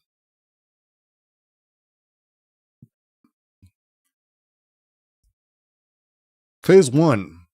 We establish a space where social performance serves no function. Does he think he's a grifter or really believes in it? I don't believe anyone is a grifter in like the sense of the straight up pure con man. Like, I don't really think that exists. I think people do things out of desperation almost entirely. And, you know, out of rewards and structures. But I don't think people who even are con men believe themselves that. Like I used to say, there's no one who gets up in the morning and goes, all right, today I'm going to go murder innocent people. Like, that's not how you end up in the situation. That's not what happens. Phase 2, narrative architecture mapping. I asked targeted questions about this. Is so fucking dark. How you see yourself with your environment. Identify stories you tell about who you are and position yourself.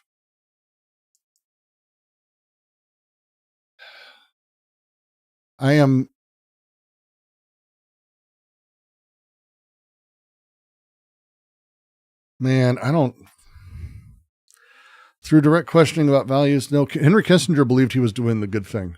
Genuinely. He didn't believe he was doing evil things. That's my point. We identify the moves forward versus what you should believe move you forward. So we want to replace one representation with another. We look beneath surface motivations to find the need or fear actually driving your mind. Yes, we will look beneath the surface motivations to find surface motivations. Challenge your self-concept by identifying contradictions to your stated beliefs and observable reality.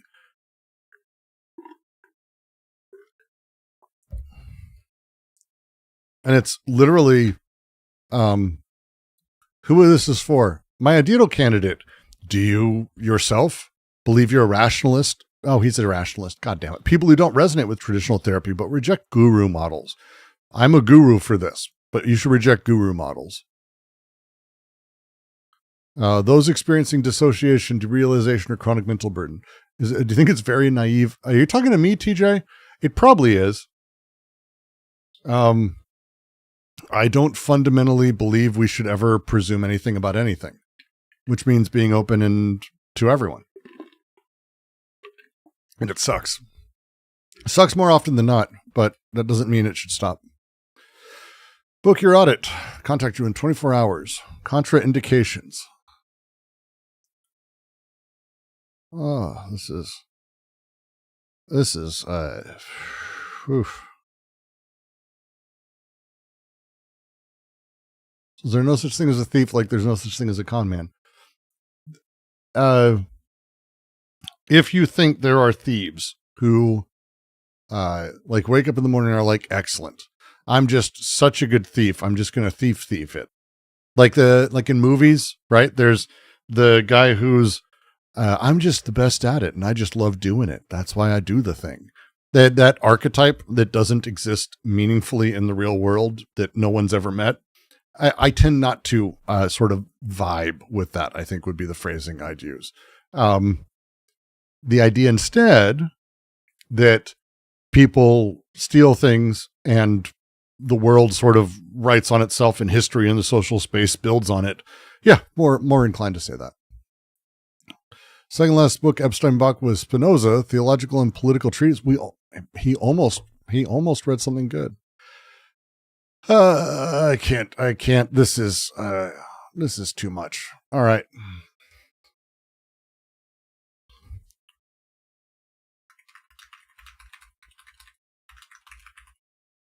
Let's see. We're going to call this stream now the best new philosophy content on YouTube. Because I'm going to say it is. We're going to go do the fun thing because I don't give a fuck. So philosophy now. This is absolutely adorable in every single way. I don't know how else to put it.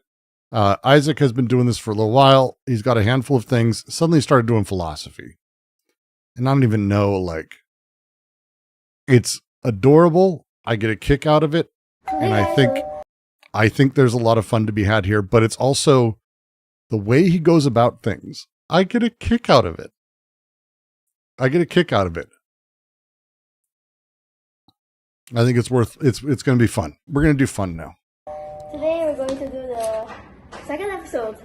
I didn't need to be reminded for that part, but yeah, it's the second episode, so we survived another month and less than a month, and now we're not really like in the beginning. Now we're in like the beginning middle, if you will get it, you know. So before we get into the actual stuff, we're going to look at something equally, maybe not equally, less, but still very important. That's not a good way to brand it, but here is the shirt. So this is the Philosophy Now shirt, the white version. There's a black one also. There's no gray one, or a yellow one, or a purple one, or red, or green, but I don't know. And this is the logo here. Then this is the title. It's a... There are definitely people that wake up and say, I'm going to steal something today. Not really, no. That's not really a thing. Like, again, they say, oh, I'm going to have to steal something today, or I'm going to, but not in the way of like someone who wakes up and is like, time to kill some children. Like that's not how it works in the real world. You're free to find people like that. They don't really exist. The closest we get is like edgelord weirdos on the internet who make that claim. Very cool shirt, and maybe you can buy it later, you know? Maybe, but it's not on sale yet. So it's not on sale yet. Just go in. Not yet. Who was that? Well, that reminded. I don't think this is one of those like smart kid being forced to make videos by the parents, because he is clearly having more fun doing it than he should. But again, let's make sure that by the end of this, maybe this will turn into a very depressing video for me. The other video didn't seem like it. So we'll see. Something something very important also. Drug dealing is not the same thing as doing evil. It's not the same thing. That's like literally not the same thing. That's not the same thing at all. Like waking up and doing harm to other people is very different. Like that's the point. Also, but not as important as the actual video, which is subscribe. So let's start. And let's get into the video. That's weird. So before we get into our first philosopher, we'll do some like intro or context. So let's like do a bit of a recap. So last month or last part of January, I'm filming this on January 19, I think, or 20 or 18. So I'll probably upload it on like 22 or 23. But anyways, so the last video we did, we saw the three Milesian philosophers. Milesian is coming from Miletus, and they were Thales, Anaximander, and Anaximenes. And again, OF, did you wake up in the morning and say, excellent, I'm going to ruin people's lives? No. That's literally, you're making my point. And Thales said the basic substance of the universe was water.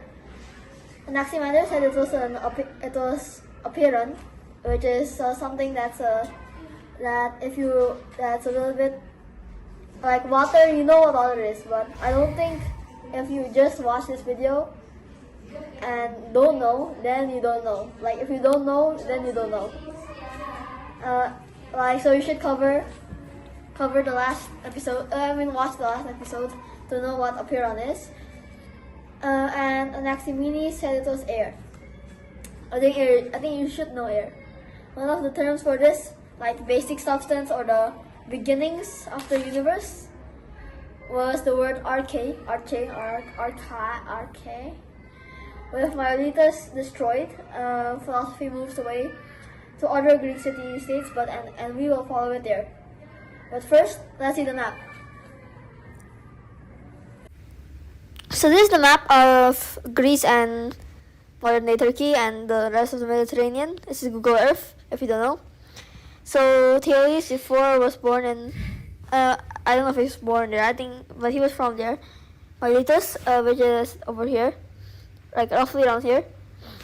And also Anaximander. I get a kick out of this. Next, there was Pythagoras, who we are going. He is. He's going to be talking about Anaximander and Anaximenes. He's going through it. Cover after this.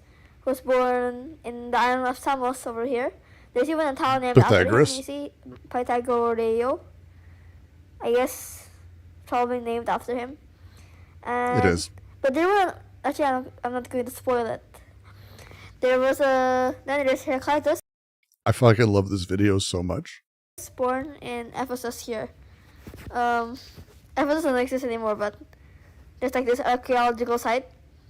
So it's probably around here somewhere in Ionia, which is still in this side of the Aegean. The sea here is the Aegean Sea. So it's the Greece as the peninsula and stuff. Literally, by the way, I learned things watching this, not like large philosophical concepts, but like little facts I didn't know. I find this fascinating. Then after that, there's Parmenides, who is from Elea, which is now called Velia. So yeah, it's there.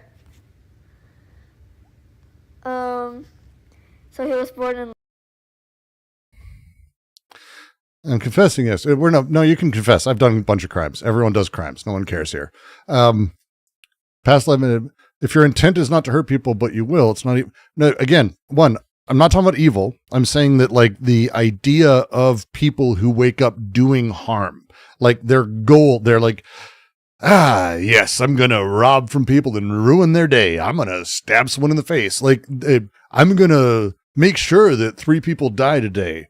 That's not what you said when you were selling drugs. That's how it works. It's not what any of us do. No one does that. Everyone rationalizes their position. That's the human thing. Now, that's what I'm saying. Yes, is that there's no one who wakes up to do evil things, because one, doing evil things like that fantasy is like one, not a thing. But the idea of evil stems from this belief that people do that there are evil people who do that. Pass. So at the setup, people are complicated. It was from like this southern Italian area. Yep. And finally, there's Democritus, which is from Abdera, which should. I think he means Democritus, but I maybe Democritus. Fuck me, I don't know. Be around here somewhere. Let me check. Smarter than me. These cities don't exist anymore, so you have to search it up like this. There. So this was the old colony, I guess. I guess it still exists a little bit, but Yeah, this was a Greek colony in the Thrace area, north of the Aegean. So that's the map basically. This is the Italian peninsula. It's like the Magna Graecia area. There's Sicily over here, the island. Then there's the Greece itself. Actually, although we're covering Greek philosophers, I don't think any of them we've covered yet. It's actually from the geographical peninsula. Actually true. Deleuze goes over this. This is one of those things, geophilosophy and what is philosophy. Geophilosophy is the section. There's a really interesting thing when we talk about like how philosophy came about and why. And philosophers have talked for a long time about like why Greece. And like the fact that, and this kid picks up on it, and it's kind of funny. It's not so much Greece. It's that like it was greater Greece, but not really great. The edges where Greece hit other cultures, because Greece was something that was very unique in the world. It was a cosmopolitan, multi-ethnic, open to the world, and like very welcoming. And as such, ideas and concepts and people would kind of come through there. Greek city-states that existed, like what he's talking about, like in southern Italy, like in all these other things. These were the periphery of Greece, right? Athens is what we associate with Greece, and we tend to think like all these dudes hung out the Parthenon because paintings, but that's not really the thing that really started all of this. These tertiary zones were actually a huge deal. And it's actually really, it's funny that he just picks up on that. That would be a fun thread if he ever decides to pull on it.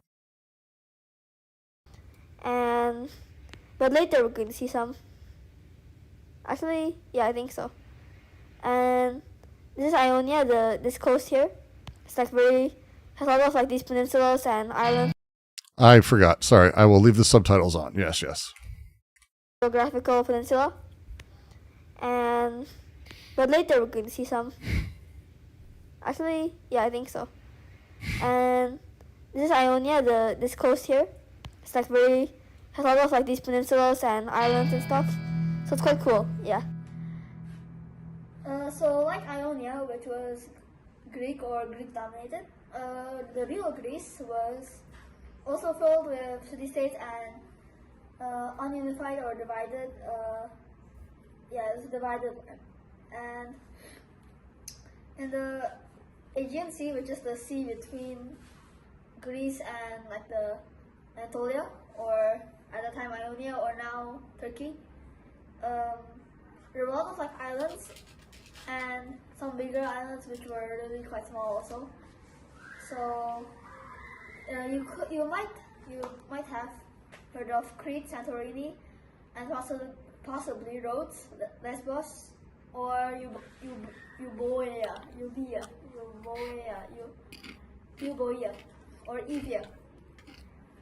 But have you heard of Skopelos? Well, I haven't till writing the script for this video. Why did I ask? It's I think Western notions of philosophy can be dated to ancient Greece. Not sure we would have the archaeological. Well, we don't really need to either, because what happened in Greece, again, geophilosophy, really fantastic section of what is philosophy, Deleuze and Guattari's work, goes into and kind of explains why the modern notion of philosophy comes from this area, because of a very particular way concepts and ideas were handled. And they were handled in a way that was basically, again, part of that cosmopolitan, very friendly, very open way changed how things were done. It's worthwhile reading. Highly, highly recommended.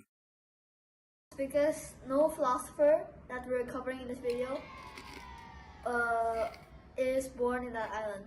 Let me repeat, no philosopher. So basically this was just a joke. But have you heard of Samos? Why did I ask this? Because a philosopher did come from this island. Yes, Greece is a very important place for philosophy. Also, among this philosopher, there were also others along with, it's a better way to say it. It was Aesop, Epicurus, Aristarchus, Pythagoras, and another Pythagoras. So out of like these like 5 people, there's a 40% chance the figure will be covering is Pythagoras. So yeah, and among others, including athletes, poets, writers, painters. I adore artists, this. and sculptors, This is amazing. and also philosophers. But which philosopher will we be covering in this episode? So we'll be covering Pythagoras, which was a well-known sculptor who was once a painter, focusing on Makes me curious about Chinese geophilosophy. It's actually Chinese geophilosophy is it's got its own history. Francois Julien does a really nice job going through sort of the history of Chinese philosophy and where it meets and everything. But if you think Greece being a conduit for China and other trades and envoys and things like that isn't a major reason that it happened, you'd be missing a point. Like the whole thing and vice versa. It's really an incredible history. painting athletes from Magna Graecia, a region of Greek colonies in Italy. Oops, wrong Pythagoras, so that was a script error, except that it's in the script. So, wait, look, let me show you. Oops, wrong Pythagoras, so it was included in the script, so yeah. Another Pythagoras born on that island, the one you're sure to know, but he did much more than discovering the Pythagorean theorem, except that he didn't do that actually. Apparently the Egyptians and the Babylonians found it first, but copyright didn't exist in the ancient Near East, so he's not sued. And also the people who found it a few hundred years ago from him are dead, so no one is to sue him anyway. So It's fair. So we have probably dead, I don't know. So we have This kid's gonna be great. to cover a lot of philosophers today, so you better hurry, you know. Pythagoras' main principle in philosophy were that numbers and mathematical principles were like the basis or the rulers of the whole universe. So remember that word arche? So his arche was numbers or mathematical patterns, but not mathematics. So that's the difference. And the I cannot.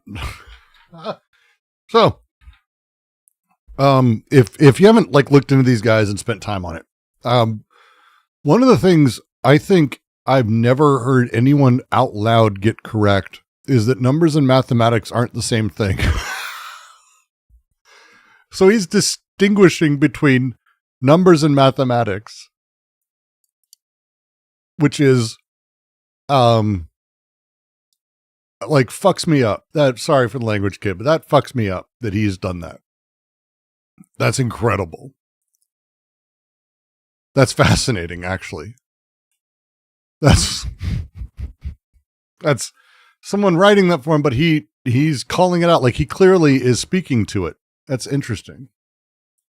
attributed them to governing the harmony of the universe and saw numbers as divine, viewing them mystically. So basically, like, yeah, he's kind of weird, but yeah. So there was like the symbol of Pythagoreanism, which is like his cult basically, his belief, his like system of philosophy. A symbol of it was something called the tetractys, I don't know, which is basically like a triangular arrangement of 10 points in 4 rows. The first row is like just 1 dot, then 2 dots, 3 dots, 4 dots, which sums up to 10, which is like a round number, you know.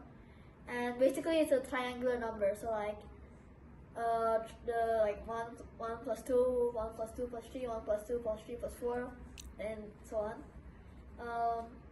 And because so like he believed like everything in the world conformed to numbers, and in his teachings, according to him, mathematics must be like incorporated into philosophical thought, because that's mathematical patterns and numbers was the thing that was governing the universe, and philosophy asks questions partially about the universe. So it's like together, you know. A thing to dive into is really the Pythagoreans, and as they went into the way that like, because he says it so quickly here, but it's an interesting, like, it's so fun to dive into. The idea that there is non-obvious ways that the world is mathematic.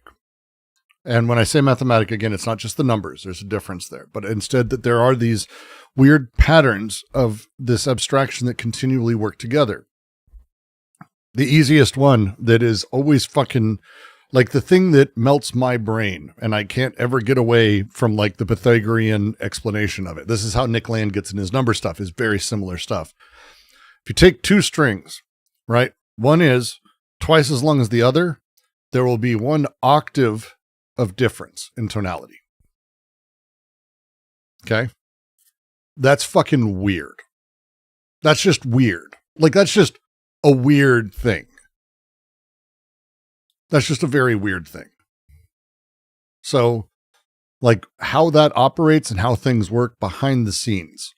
This is how you get into, like, the weird patterns of it. This is the stuff that Pythagoras and his followers were all super into.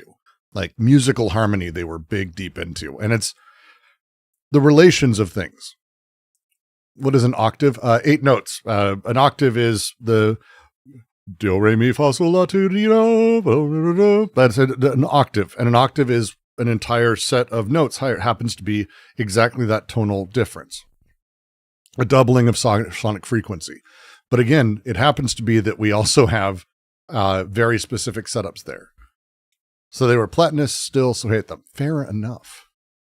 But it's this stuff is fascinating. And when you start seeing it and playing into it, this is also the stuff, I hate to tell you, this is the stuff that gets me into and others into Deleuze and Simondon and other things, because the mathematics behind the scenes or underneath it all, if you want to talk about the differential reality of things, the differential relations, this is not a drastically different conversation, right? Like the insight that musical intervals are ratios, right? That they aren't 2 separate notes. There you go. Runs with it. Cool musical theory, all that fun stuff. These things aren't musical numerology. It's actually sort of early attempts to think about how we do differential relations and how we consider differential relations as a thing. It's a lot of stuff. I should dive into geophilosophy, just read up on it. Very fascinating. Wonder how differences in geography create differences in philosophies. Whew, should I?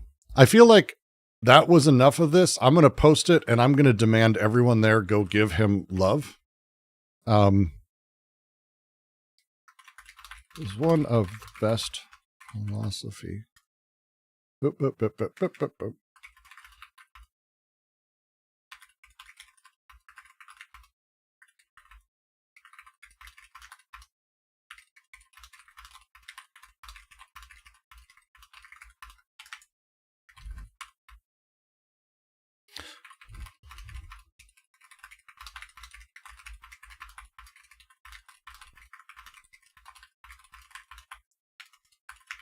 I adore this child.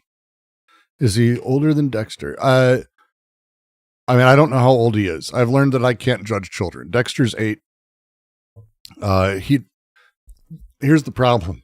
And I had this conversation. There is every chance Isaac is 10 or 11. And by the way, every year of a child's life is like a decade of an adult's. It's crazy how fast they grow. And the difference is Dexter's gigantic. He looks older. And I had this problem. I was, by the time I got to 6th grade, I was 6 foot tall. And that fucks you up when it comes to how people expect from you, what they expect from you, and how they see things. Whereas kids who are short, less expectation, more rewards. It's a fascinating thing. But I don't know how old he is. And it doesn't really say as a thing. It's really interesting. Blew my mind when I learned that simple mathematical ratios drive constants and dissonance of intervals. Like once you start getting to my brother, he does audio for video games. He does music, and he went and got like major degree, went through all the shit and learned the science of notes. And as he's been teaching me over time, and as he's like done everything, it's incredible as you dive into all of this. It's just this incredible process. It's just an incredible process, to be perfectly frank. And it just absolutely really cool magic. Like, it's just cool magic. And I don't mind calling it magic because I don't care. I just don't give a fuck.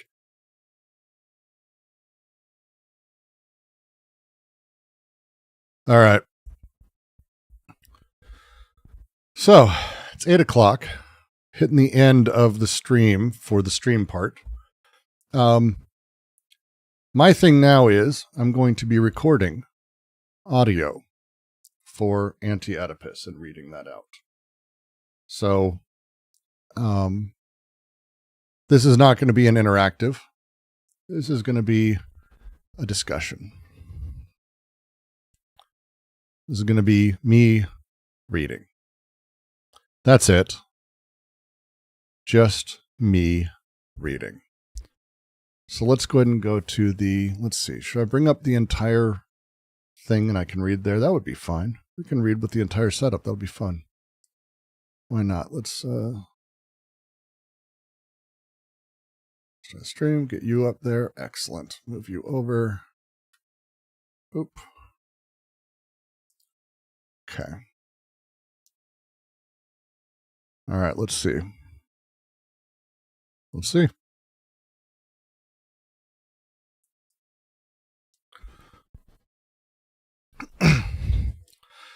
So this is going to be me going through Anti-Oedipus. I'm going to be reading the chapter, and then I'm going to be explaining. This is, again, non-interactive.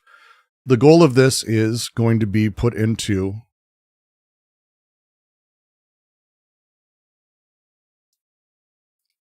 look at all of the solar anuses. Thank you, John Casey.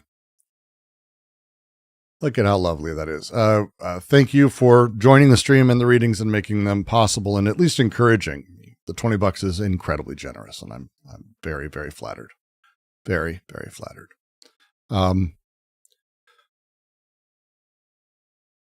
The setup is going to be simple. I'm going to be literally just reading. This sounds like a lot when I say things, but I'm literally just going to be reading what is there on the page. I'm not going to be going crazy deep into any specific part. I'm going to read, and then I'm going to be describing and going through an analysis of every single line. Then we'll move to the next and move to the next and move to the next and move to the next and keep that sort of going as a thing. Unless anyone has a major issue with that. I'm recording the audio out, so the video is almost irrelevant. But you are welcome to stay. I'm just going to be here reading Anti-Oedipus.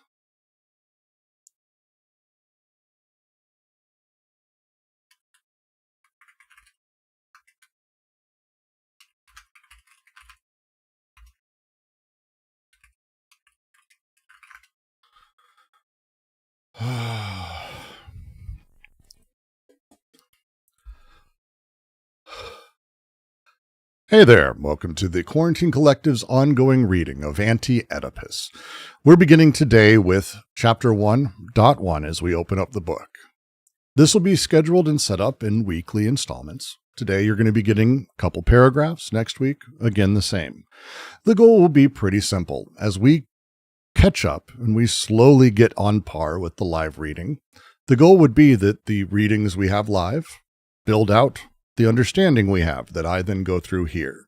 If you'd like to join us live, you're more than welcome to do so. Discord.gg/DGQC. You can also support us on Patreon.com/DGQC. Chapter 1. Machines of Desire.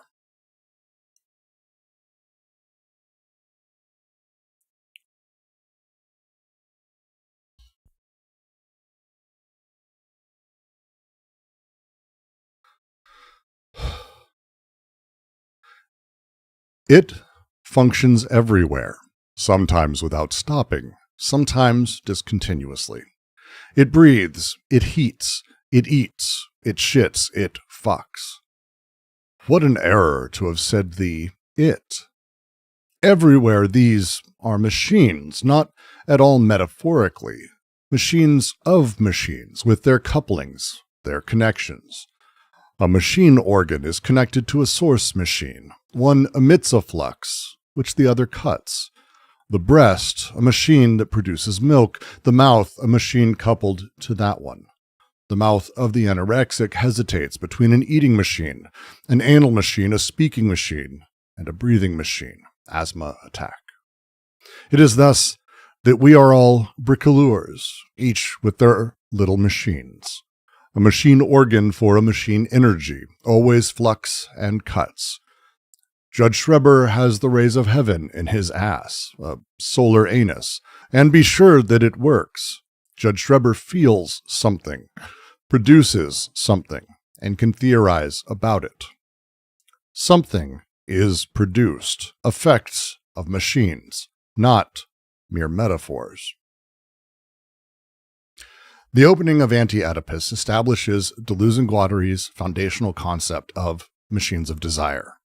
This is arguing ultimately against what Freud's id saw in the original, or it, as we're using it here, is not a unified psychic entity, but rather a multiplicity of interconnected machines that operate through flux and cuts. Here we introduce the machinic functioning of organs we're very familiar with the breast, milk, the mouth eating, and Judge Schreber's solar anus. All of these as productive, rather than a metaphorical identity, establishing that ultimately we subjects, we people, are bricoleurs, assembling our own machinic connections, challenging the psychoanalytic unification of desire under the singular it or id. We'll now go sentence by sentence. It functions everywhere, sometimes without stopping, sometimes discontinuously. Here, the original translation has a lot of errors with it, and it's worth taking a moment to explain how we're reading and how we're writing what we're doing here. In the original work, when we have always translated id to English, we have said id. The goal being that we create ultimately a novel concept of where libido is generated in the psyche. That way we know when we're referring to id and not it. However, it, ça in French, is absolutely intended to be functioning without agent, while id seems to be pushing very much in that direction. The goal here for them is to establish desiring production as pure process, without subject, without opening, without origin, operating in varied rhythms. As such, they continue. It heats, it breathes, it heats, it eats, it shits, it fucks. What a mistake to have said the it. All of these functions immediately labeled here, especially the ones that are normally repressed at shitting and fucking, excretion, sexuality, are all equal participants within the productive process of desire. And this is a direct challenge to the traditional psychoanalytic view of sublimation. The lower functions aren't lower than breathing and heating and eating. They're productive, just as breathing breathes, heat heats, eat eats.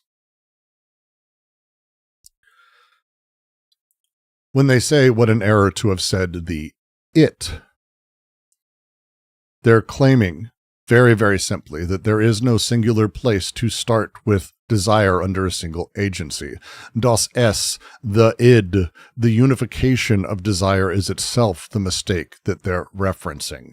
Freud, in The Ego and the Id in 1923, utilized a structural model for the psyche where he talked about Das Es, the id, as we call it, naming this the unified reservoir of libido.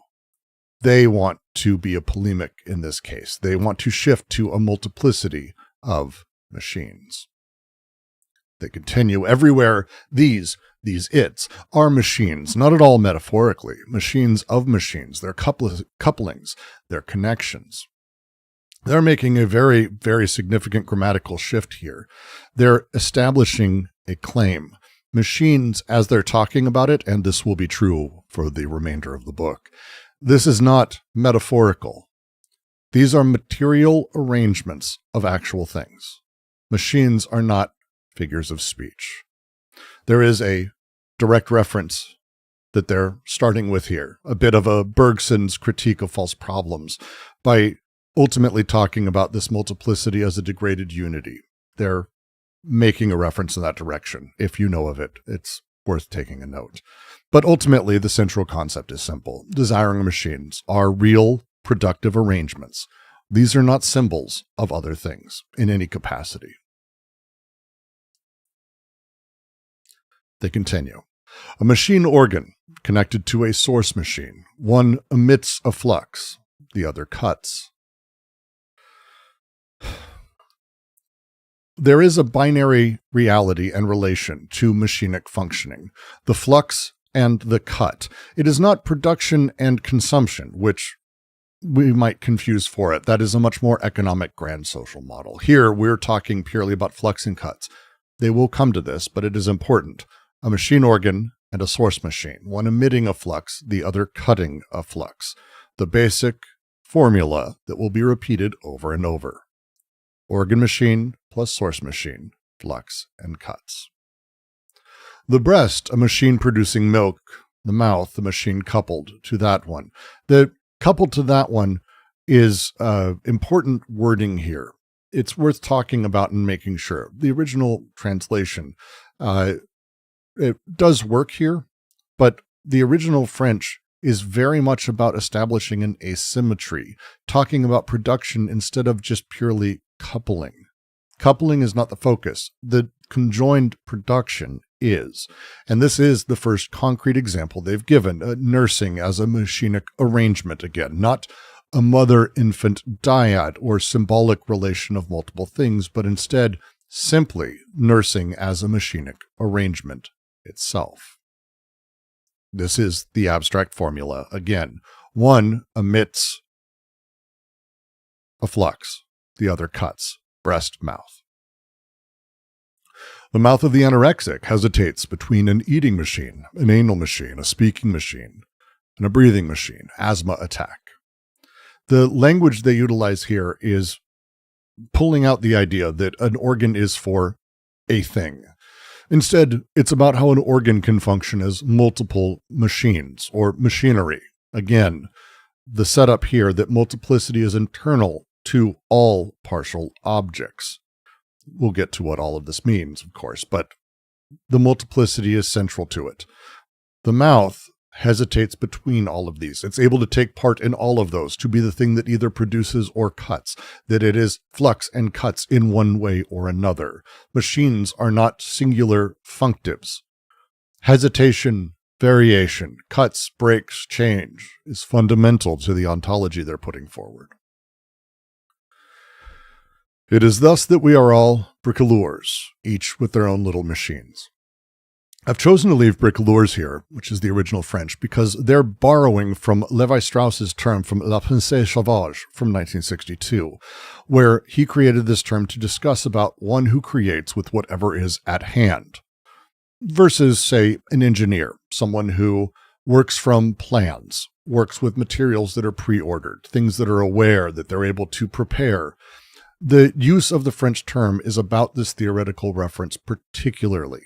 Handyman comes close, but it isn't quite there.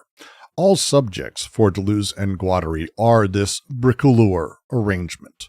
They are arranging and are desiring machines. Levi-Strauss's in The Savage Mind talks about bricolage as this non-teleological assemblage versus the engineering assemblage that we commonly understand in the West. This is moving from a clinical example of the anorexic to a more universal ontological claim where we all are blank. And they continue. A machine organ for a machine energy, always flux and cuts. Again, restating this basic formula, the theoretic principle established just previously a few sentences ago. Judge Schreber has the rays of heaven in his ass. Judge Schreber, President Schreber in his own tongue, judge commonly, because he was called on to judge, to preside, was a rather famous case in the world of Freud. Well, Freud didn't actually treat him. He did read Judge Schreber's memoir, which includes an extraordinary amount of delusional systems that involved an amazing number of things that we will be going over in future paragraphs. We won't go deeply into it now, but the big focus here is pretty simple on its face. If we can say that Judge Schreber claimed to have the rays of heaven coming out of his ass, a solar anus, this is what he wrote. This is what he claimed. A cosmological, theological dimension to his delusion was baked into everything he did. It is a clinical case that exemplifies machinic production. They go on to say, and be sure that it works. Judge Schreber feels something, produces something, and can theorize about it. Something is produced. Effects of machines, not metaphors. Schreber's delusion, the line, be sure that it works. Schreber's delusion is productive. It is theoretical. This is not purely symptomatic. Freud's original analysis of Schreber treated delusions as symbolic elements. The rays of heaven in his ass were his attachment to God, and the dismissal of the productive capacity in any way was total. They want to establish instead that this psychotic production includes theoretical production. Feeling, producing, and theorizing form part of a continuum in this entire thing.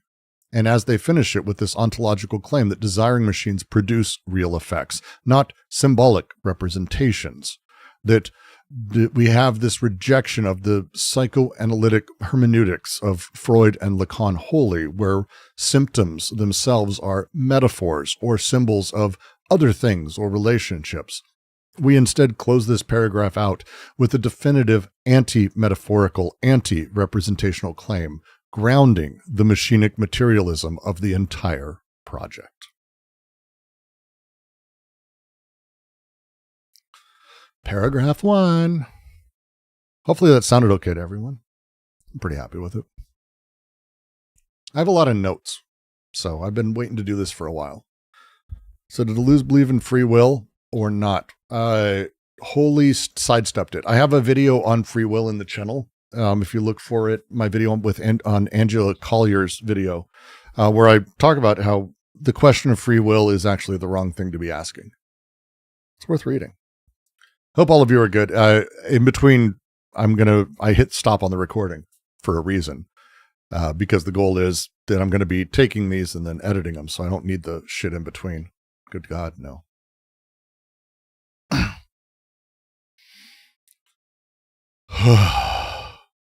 No feedback at all. I'll take it. I'm okay with that. I don't mind no feedback at all. 5 minutes ago, the music was playing, but I figured it'd be too mean. There's no music playing. You're a dick, Lone. I checked.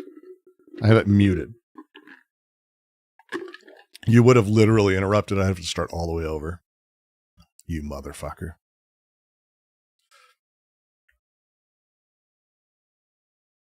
I also have another little if you can't hear him running around. We'll head to the next paragraph.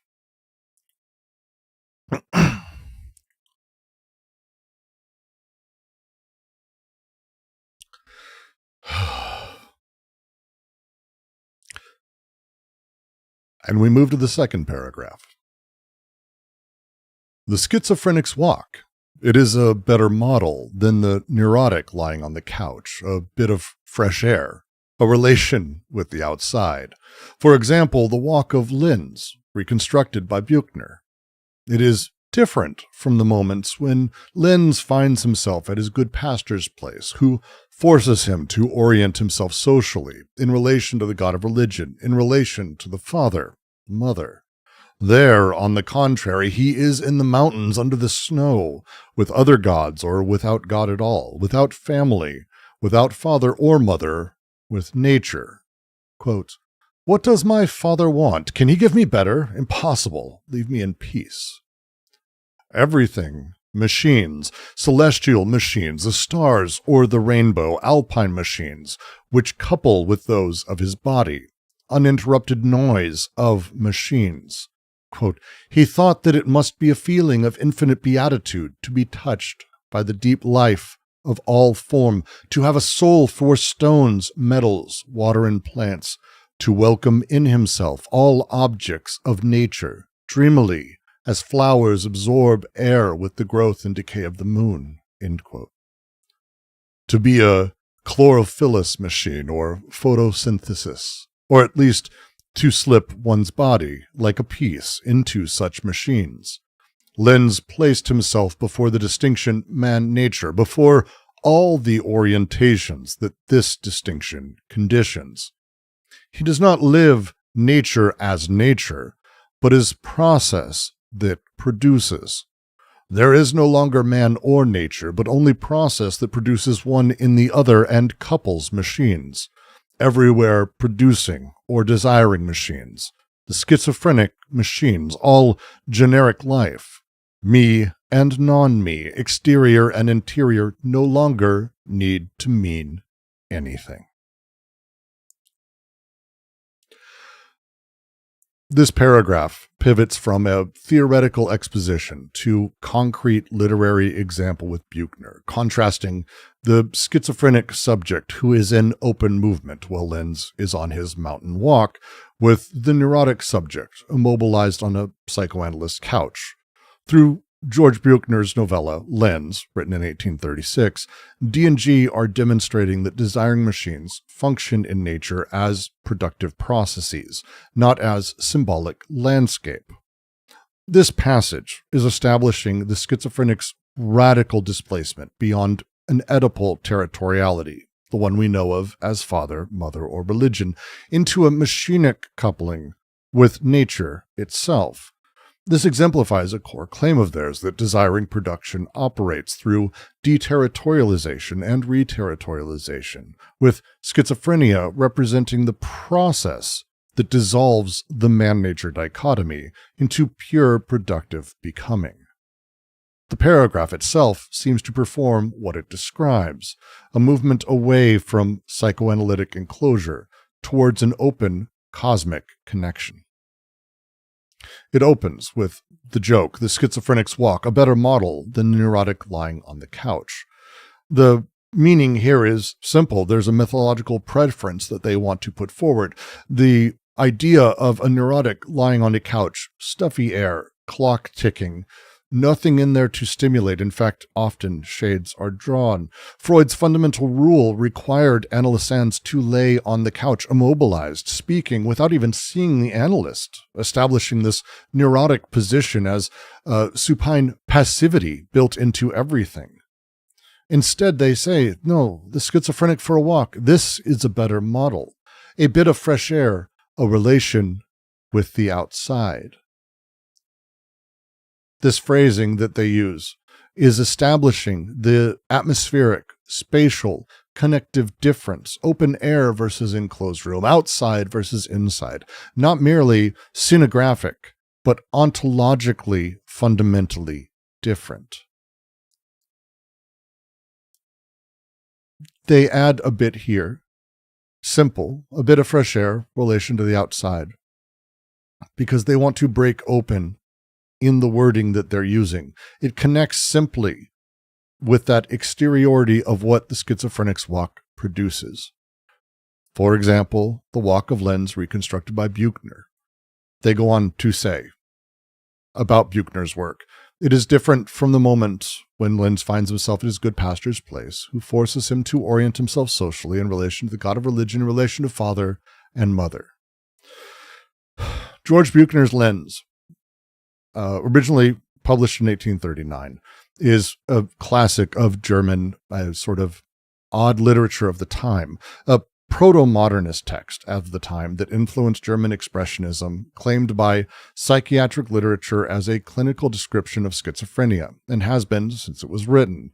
Now, the historical Lenz was himself actually a literary figure. It was a playwright, a theorist who worked with Goethe and others, who went mad, who died in poverty. His breakdown has been read as a response to the impossibility of his situation, that he was socially outside the norm, sexually outside the norm, and creatively exceptionally outside the norm. Now, Buchner, who died quite young, actually, left fragmentary masterpieces behind. They're actually all quite worth reading because they seem to all anticipate a modernism of sorts. Now, his lens is based on the diary of Pastor Oberlin, who seemed to have known him, but transforms this documentary notion into an interior psychological landscape. And the whole thing is about reconstructing the experience. Buechner doesn't actually pretend to be representing it. The literary text is itself almost a kind of desiring machine, producing and reconstructing the very process of the schizophrenic, not a symbolic representation of madness itself. Lenz is going to become and is D&G's alternative to Freud's case histories when we hear Schreber, Little Hans, or the Wolfman, which we will be going through to no end in Chapter 2. Freud's cases will demonstrate this neurotic psychotic structure trapped within Oedipus. Lenz here, already we can see, demonstrates a different process, a schizophrenic process in open movement with the world. The choice of Lenz is significant for all the reasons I just gave.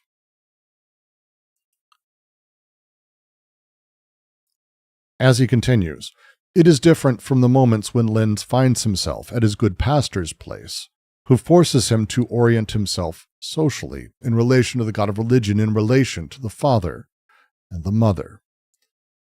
Here we see as a contrast to the social point of the priest. In Buechner's text, the pastor Oberlin, the father spoken of a moment ago, is a well-meaning but repressive social order. He is trying in the work to cure Lenz, reinserting him into his social coordinates of religion, family, work, mother, father. And this fails catastrophically, as you heard. When we talk about orienting ourselves socially, the language here is invoking Lacan's concept of the symbolic coordinates, the subject locating itself within a larger symbolic order. The pastor is doing everything he can to force this symbolic location. And when he is not with that, when he is with a god or no gods at all, the god of organized religion in the previous sentence, institutional, symbolic, Oedipal god guaranteeing law, the name of the father, as this moves out there are, on the contrary, he is in the mountains under the snow with other gods, without God at all, without family, without father, without nature. The shift here is particular. Buechner's text, the setting of Buechner's text, mountains under the snow, the Vos mountains in the winter, is romantically sublime. Mountains are a space of transcendent excess, of dissolution of boundaries, especially the Vos mountains, if you don't know the history of such things. But Shelley, Byron, Holderlin, others, the romantic mountain as a space of madness and vision is consistent throughout literary history. But speaking of other gods, the polytheism versus the Christian monotheism of the pastor, the God of religion, as he says, the one God, transcendent, symbolic, law-giving. Other gods that he's meeting, perhaps no God at all, but the other gods he's meeting are immanent, multiple, natural, cosmic. This is Holderlin's late poetry invoking the Greek gods, Spinoza's Deus sive natura, God or nature. This is the concept of becoming imperceptible through dissolution into overall cosmic forces. Because without God at all, may just say, maybe no gods at all. Just godlessness, a pure immanence without transcendence. This is spatializing the theoretical opposition established previously.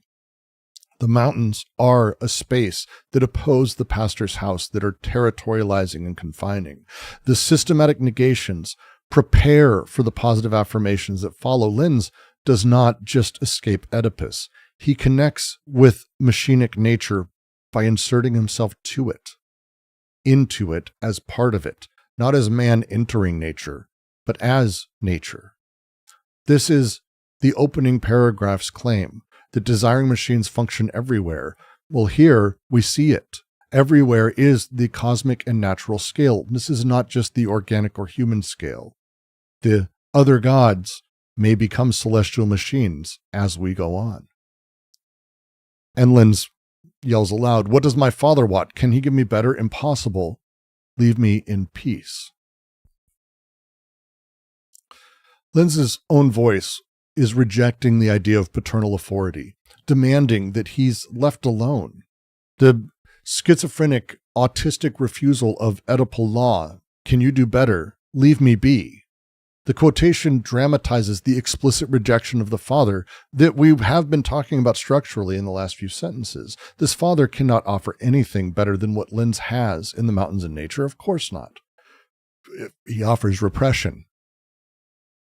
This inverts the psychoanalytic assumption that the subject desires what the father offers, that he wants the phallus, that he wants a symbolic position, social recognition, his mother, any of these things that Freudian and Lacanian psychoanalysis push for. What does my father want is not an anxious question. It is dismissive.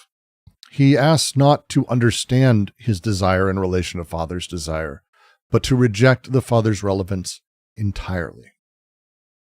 This is the first moment of direct speech in the paragraph, as it's talked about, giving Linz's own voice. This is the refusal D and G are theorizing from the schizophrenic. This quotation is validating this reading. This is not D&G imposing schizoanalysis on Buchner. This is Buchner's text itself articulating anti-Oedipal desire. The sentence bridges this abstract theoretical language from earlier and the first paragraph, and the concrete description that will continue. As they say, everything functions as a machine. Everything machines. Everything machines. The machinic ontology of Linz's mountain experience. Everything enters into machinic assemblages or couplings. Everything is part of there. Everything is this. This is a removal and a disavowal of negative determinations without father, without mother, without God. Instead to a positive determination, which is functions as machinic. This is generalizing Linz's specific situation to their ontological claim, not just that Linz experiences things as machines. That's not their claim. It is instead that things function as machines. This is the opening. It functions everywhere. The schizophrenic is not hallucinating machines. The schizophrenia allows a direct connection to them, a perception of machinic functioning that neurosis or normal perception simply obscures, that representation covers over. This anticipates later claims. He does not live nature as nature, but as production and process, as we'll come to see. He continues, celestial machines, stars, rainbow, alpine machines, which couple with those of his body. The machines that function in Linz's experience, they connect fully to him. There is the fully cosmic nature, the celestial machines, stars, by the way, the alpine machines, the mountains. This is not difficult, but it is the language that we need to use to have this conversation. As he is working with, and his body is connecting and coupled with celestial machines, he's looking at stars. But when I say one is looking at stars, you see two objects, not the process, not the productive element that is there, not actually what is producing. When the alpine machines are functioning with his body, he is walking in the mountains. Two objects? No. A machine. A machine. This is the exemplification of what we've been talking about. The everything functions as a machine. This connects across the board. Mountains are geological and atmospheric flux. Linz's body is cutting into it. Stars and rainbows emit light flux, and Linz's eyes cut that. This is desiring production at a cosmic scale. And they say, uninterrupted noise of machines. It never stops. The affective dimension of desiring production is the always producing. This is what happens.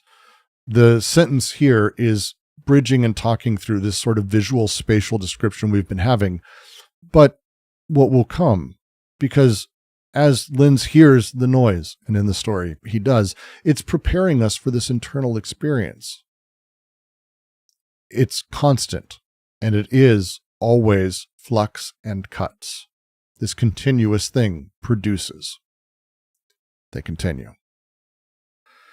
Quote, he thought that it must be a feeling of infinite beatitude to be touched by a deep life of all form, to have a soul for stones, metals, water, and plants, to welcome in himself all objects of nature dreamily, as flowers absorb air with the growth and decay of the moon. Again, quoting Buchner's story about Lenz, talking about this as almost mystical, machinic experience, the dissolution of subject-object boundaries, the merger with this naturalist, cosmic, productive force that he is now one with. It is like everything to function as machine. Lenz's interior experience of the cosmic machine arrangement, this is also beginning to set up so many concepts we're going to be seeing through. I'm hesitant to sort of name them. I have them listed here, but when we talk about becoming imperceptible, we talk about aseity, we talk about percepts and affects, multiplicities. This is where we start to see them speak simply about these larger concepts and the way that they're coming about. And they are going out of their way to make sure we understand that these are not representational, symbolic, or metaphorical. This is absolutely different. They are arguing what Romanticism may describe as mystical experience is actually direct perception of machinic desiring production. To be a chlorophyll machine or photosynthesis, at least, I love this line, to slip one's body like a piece into such machines. This is their commentary on what Buchner simply just wrote, becoming a plant machine, coupling one's body with plant and cosmic machines. The enjoyment of being part of that, as parts of you are part of that. This is, again, demystifying the Romanticism without reducing it, which they don't have any intention to do. The mystical experience is real. It produced its experience of real machinic processes. It is not a transcendent meaning.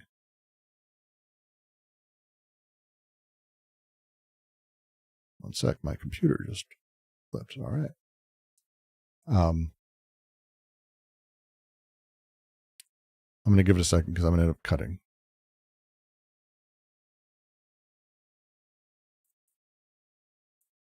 I'm not going to edit that out. I never edit that out. I'm going to edit this out, though, because that was my computer just decided to restart itself. All my screens went black. Lenz placed himself before the distinction man-nature, before all the orientations that this distinction conditions. Now, this is a significant shift. Lenz's experience abolished man-nature as a dichotomy.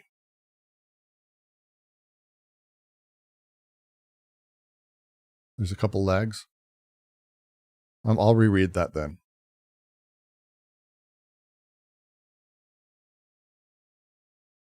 I'm going to reread that.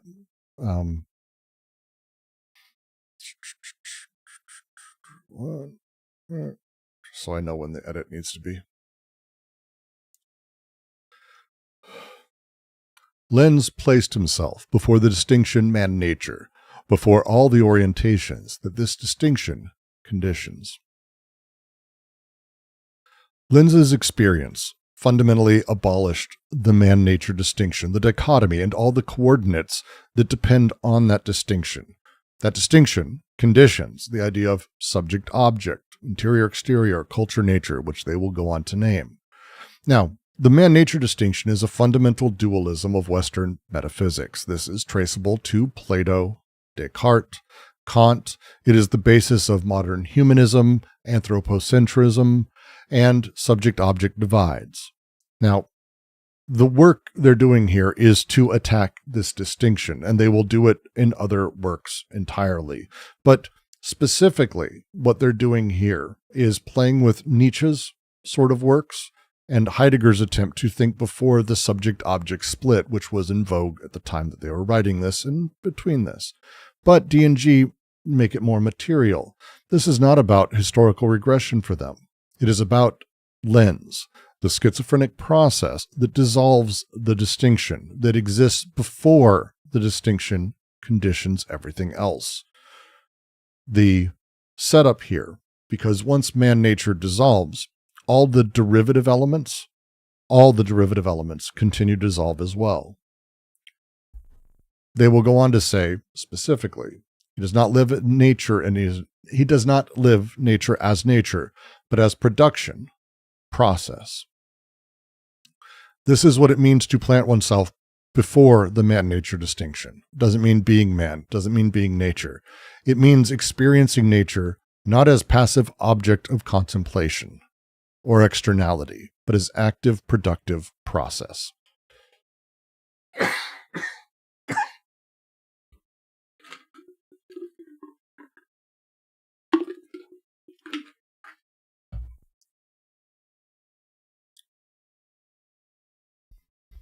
What makes this interesting, and if you have read Marx, you might be seeing it, this is Marx's concept of production applied to nature itself. Now, in Grundrisse, Marx argues that nature is not a pre-given, but instead it is produced through labor. D&G have radicalized this in this book significantly. Nature produces itself through desiring production. Nature is not raw material for human production, but is itself production as process. This is challenging the traditional romantic nature human production setup, right? Nature is an aesthetic element, a spiritual object. And mechanistic science as well, which is nature is this dead matter or non-vital matter that obeys laws as we understand them. Instead, nature is productive process. It is self-producing and self-creating. This is, again, Spinoza's natura naturans, the naturing nature, versus the natured nature as he wrote about it. Lenz experiences natura naturans. Now, when we're talking about this and the book, as it's titled, The Desiring Production, production is the fundamental category they're talking about as they go through this. It's a thing worth paying attention to as we go. And this sentence is the theoretical crux of the paragraph. It names what all the descriptions have been showing. Lenz doesn't simply see nature. He sees, experiences, and lives productive processes. This is the point. Previous paragraph, something is produced, effects of machines and not metaphors. Production is real. Production is not symbolic. As we continue, you'll see as they make their way into that desire is at the foot of this. We are intending to collapse the nature, culture, need, desire, necessity, freedom distinctions that structure so many philosophers and psychoanalysts. There is no longer man or nature, but only process that produces one in the other and couples machines. Man and nature are not two substances or domains.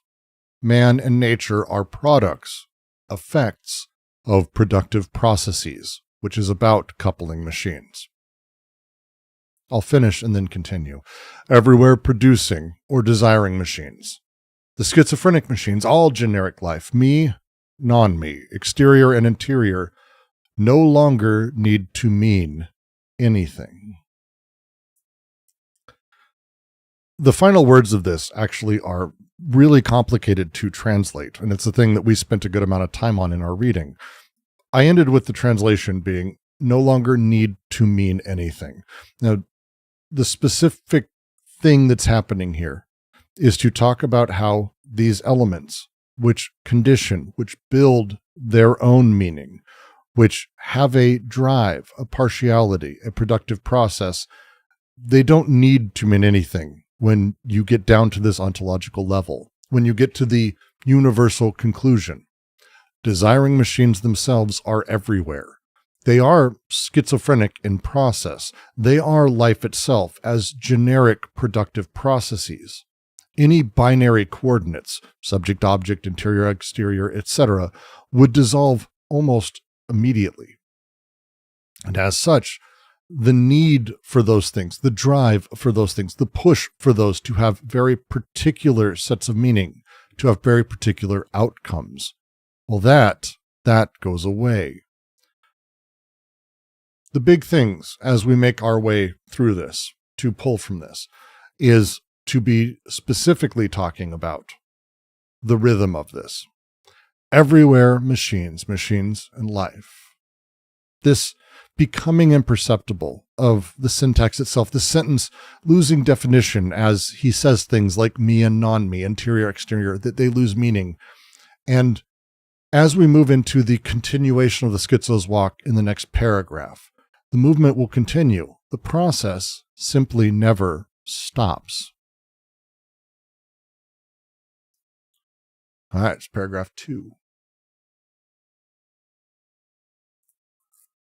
Oh, good Lord.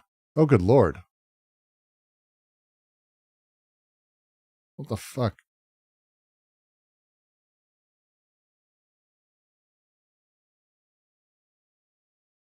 Thank you very much for the, I don't know how many purple rupees that is in Zelda, but it is phenomenal. Thank you very much. It means a lot. Hello, all the way on the other side of the world. Wild, crazy shit. Man, you people freak me out. Love it. And there. What do I mean by modernism? And that's a whole fucking thing. I'm not gonna be answering questions like that. That's an hour discussion. Do you mean like how I was talking about like the romantic modern notion of things, that things are the product I'm using it from a very perspectivist sort of position. But again, it's a complicated thing. It's a complicated thing. It's a complicated thing. Continuation of the Schizo's walk. Ugh. All right. I think that was decent overall. Not great, decent. Pretty happy with it. We've got a little bit of editing on the next one to do, but it's not terrible. Not the worst thing.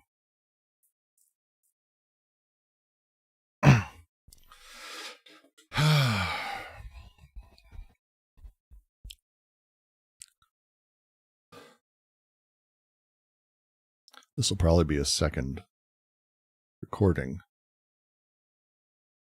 I didn't check how long this was. Oh, it's about 25 minutes. Yeah, so it's about an hour. That's about as long as I want. So this will be another episode. Hello and welcome to the Quarantine Collective's ongoing reading of Anti-Oedipus. Here we move into paragraph 3 and 4 as we make our way through chapters 1.1.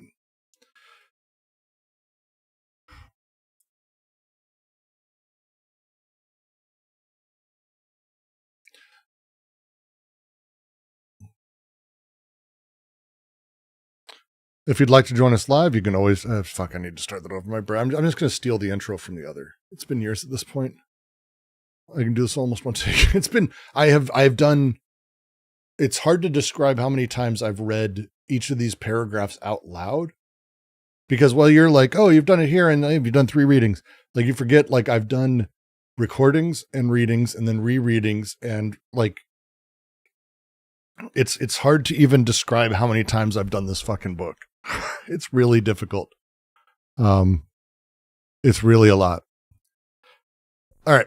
I'm just going to steal the intro from the other one because I think the other, I killed it and I'm not going to be able to repeat it as good. So I'm just going to steal that and just get right into it.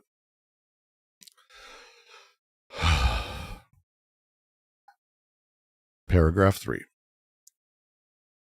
Continuation of the Schizo's walk. When Beckett's characters decide to go out, one must first see how their varied movements are themselves a meticulous machine. And then, the bicycle. In what relationship is the bicycle horn machine with the mother anus machine? Quote, speaking of bicycles and horns, what a rest. Unfortunately, that is not what it is about, but the one who gave me the date. Through the hole of her ass, if I have a good memory. End quote. One often believes that Oedipus is easy. It is given, but it is not so. Oedipus supposes a fantastic repression of machines of desire. And why? For what purpose? Is it truly necessary or desirable to submit to it? And with what? What to put in the Oedipal triangle, and with what to form it? The bicycle horn in my mother's ass, does that do the job? Are there not more important questions? Given an effect, what machine could well produce it? And a machine being given, what can it serve? For example, guess from the geometric description of a knife holder what its use is. Or indeed, before a complete machine formed of 6 stones in my right pocket of my coat, which is the pocket that dispenses, 5 in the right pocket of my pants, 5 in the left pocket of my pants, transmission pockets, and the last pocket of the coat receiving the stones used as the others advance. What is the effect of this distribution circuit where the mouth inserts itself as a machine for sucking stones? What is here the production of voluptas? At the end of Malone Dies, Ms. Peddle takes the schizophrenics on a walk, in a charbonc, in a boat, on a picnic in nature. An infernal machine is preparing itself. This continues D&G's valorization of schizophrenic movement and processes against psychoanalytic stasis. This pivots from now Buchner's lens to Beckett's characters, which you will have to read to fully understand all of the references here. But the central argument here is that Oedipus is not a natural given, but requires a fantastic repression of desire and desiring machines. It raises the question of whether such repression is necessary or even desirable. They use Beckett's Malloy, the bicycle horn in Mother's Anus passage, the stone-sucking machine later on, to demonstrate that machinic questions, what does a machine produce, what can it serve, are more fundamental than Oedipal symbolic questions. And it culminates in the last sentence with Malone Dies, where Madam Lady Mrs. Peddle's outing with schizophrenics becomes an infernal machine preparing itself. Schizophrenic desire in collective machinic motion that ends in extraordinary violence in the book. Now sentence by sentence. Continuation of Schizo's walk when Beckett's characters decide to go out. The, again, walk model inaugurated with Lenz, continuing now with Beckett, building a genealogy of schizophrenic literary figures whose movements embody desiring production. Here, Malloy, Malone Dies, and the Unnameable as the trilogy, but particularly Malloy, Moran, and the Schizophrenics and Malone's Dies. The reference to going out is a tension of interiority of the couch, the pastor's house, the family, or, in this case, the asylum. And exteriority, which is the walk, nature, outside, other people, the social world, the normal world. And the continuity being expressed here, a continuation, is just to talk about the structure and how we mirror the first bit from the previous paragraph. One must first see how their varied movements are themselves a meticulous machine. Beckett's characters are absolutely what would outwardly be random movements. Pathological wandering is a staple of almost all the characters we're talking about here. But here they warn us, do not consider their varied movements purely random. They are themselves meticulous, precise, and functioning, establishing again an anti-metaphorical thesis. Machines are real. Every movement, everything, every part is part of it. It is not a figurative element. Beckett's characters themselves, as you read, and again, you will have to read this to fully grasp it, all walk in distinctive, geometrically precise ways that we might consider to be along the line of what we would see in a film like Rain Man or a savant or an autistic, the obsessive, compulsive, whatever it may be, from What About Bob all the way through films. This setup is the thing we're talking about. Malloy particularly has a progressive deterioration, which has increasingly complicated locomotion as the center of his recurring sort of obvious downfall. Moran's journey inverts Malloy's.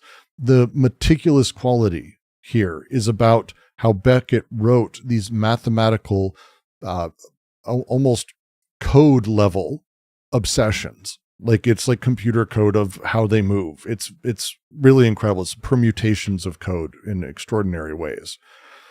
And the machinic examples that will follow as we talk about the bicycle horn, as we talk about stone sucking and other things, is about the precision of the machinery. It is not mere chaos. They go on to say, and then the bicycle. In what relationship is the bicycle horn with the mother anus machine? Then quoting, speaking of bicycles and horns, what are best? Unfortunately, it's not what it is about, but the one who gave me the day through the hole of her ass, if I have a good memory. This quote's from Malloy. They're posing here a machinic question. What is the connection here between the mother anus and the bicycle horn machine? These distinctly odd assemblages. These are both partial object machines that seem to produce effect, but the relationship, is it symbolic? Is it open? How does it operate? How can we rationally understand how desire circulates? The question is intended to set this up and is obviously a critique. The psychoanalytic answer here would be to trace the bicycle horn back to the mother or father. But the question here is more functional. What do these machines produce and how do they connect? The quotation here from Malloy, and again, the French translation of Malloy, they even further changed the language of. So the language I'm using here isn't actually from Beckett, who wrote it in French. It's a lot of fun things. Samuel Beckett and Deleuze had an incredible relationship. But again, the standard text of Malloy, it is about the mother's ass, right? And the way that this lays out, Malloy is presenting a mechanical set of concerns, bicycles and horns, to instead the maternal or Oedipal concern. Being forced to talk about his mother is burdensome, difficult, actually very annoying, as you can hear. He gets ironic about it and a little kind of pissy, to be perfectly frank. And Malloy, which is the first of the novel as a trilogy, it is his obsessive mechanical procedures and then forced reflection on his origin, like his mother and birth through the hole in her ass, which is a joke in this place because obviously you're not born out of an ass, it's out of a birth canal. But for him, playing with the mystique of the maternal is part of this. And this is their point. Desire is machinic. It finds rest in machines or comfort in machines. Oedipalization is forcing. It is burdensome. It is unfortunately. And they say, one often believes Oedipus is easy. It is a given, but it is not so. It is not so. Oedipus supposes a fantastic repression of machines of desire. Traditionally, psychoanalytic literature and writing, Freud, Lacan, Zizek, all the rest, sort of have a presumption that Oedipus is a given. It's part and parcel of humanity. It is not. It is a product of repression. Desiring machines must be repressed for Oedipus to appear as a dominant structure of desire. Oedipus is secondary. It is not primary. Again, this reverses Freud's theory of repression. For him, repression is caused by the Oedipus complex, but very, very differently and functions differently. This is more in line with Reich's critique of the family as an agent of social repression rather than as its locus of proper repression. And this thesis will structure, again, the rest of Anti-Oedipus. Presume I'm saying that about almost every sentence for the rest of this section. They continue. And for why? What purpose? Is it truly necessary or desirable to submit to it? With what? What to put in the Oedipal triangle? What to form with it? The political question becomes clear. Why are we repressing desiring machines? Is it necessary to do it? Do we even want to do that? Is that a thing that's desirable in any way? The questions they're stating imply that Oedipalization isn't natural, but seems to serve a purpose, that there is a social reproduction, that there is a capitalist direction. The practical question ultimately is, what do you put in the triangle? And there is clearly, even in the theoretical sort of layers of things, an arbitrary bit of content to Oedipal identifications and what is included in there. It's a rich history of such things. Again, these are Reich's style of question. Reich famously asked, and it's the impetus for the book, why people desire their own repression.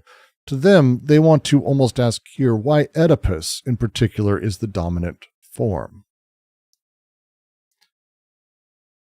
So with what, they ask? What do we put in there? They answer a bit. The bicycle horn in my mother's ass, does that do the job? Obviously a point of absurdity, sarcastically asking whether these Beckettian partial objects are sufficient to construct a triangle. They're fucking not, obviously. The question is about exposing the absurdity of trying to fit desiring machines into a symbolic framework or Oedipal framework at all. The bicycle horn and the mother's ass are two poles Malloy seems to be caught between. They don't form a triangle. They form a binary machinic connection. Does that do the job? It's dismissive on its face. Are there not more important questions? For example, given an effect, they say, what machine could well produce it? And a machine being given, what can it serve? Two fundamental questions here. First is retroductive, from effect to machine. What produced this effect? The second is prospective, from machine to function. What can this thing do? What is the function of this? Now, neither of these actually pass through Oedipal interpretation, which is kind of the point. This approach is Spinoza's question, what can a body do, from the Third Ethics. D&G will cite this repeatedly. They will then give one of my favorite examples of the book, as they say, for example, guess from the geometric description of a knife holder what its use is. They're asking in the previous. They just asked us, well, wait, given an effect, what machine could produce it? Machine given, what can it serve? We're at the end of this. We're at the edge of it, and we're looking to find the rest. There's a famous line from Marx. One cannot tell where the wheat was grown by eating bread. They would ask, can you give a description of a knife holder and know what it does? A knife rest or a knife holder, which is a very tiny, small block of a thing that's used to keep the knife off of a tablecloth at formal dinners. It's not possible to deduce from its geometric description. That's not the thing that it's possible. It's a machine's function is not deducible from a geometric or formal description. You cannot know what something does from what it is. This is an absolute and total refusal of structuralism. It is anti-structuralist fundamentally. Structure does not determine function. Now, the example, and others like it, very much come from Wittgenstein's style and discussion of aspect seeing and the use of words and objects. They may not cite him here, but the broader point is absolutely in line with this. Functionalist, pragmatist. We care about the use.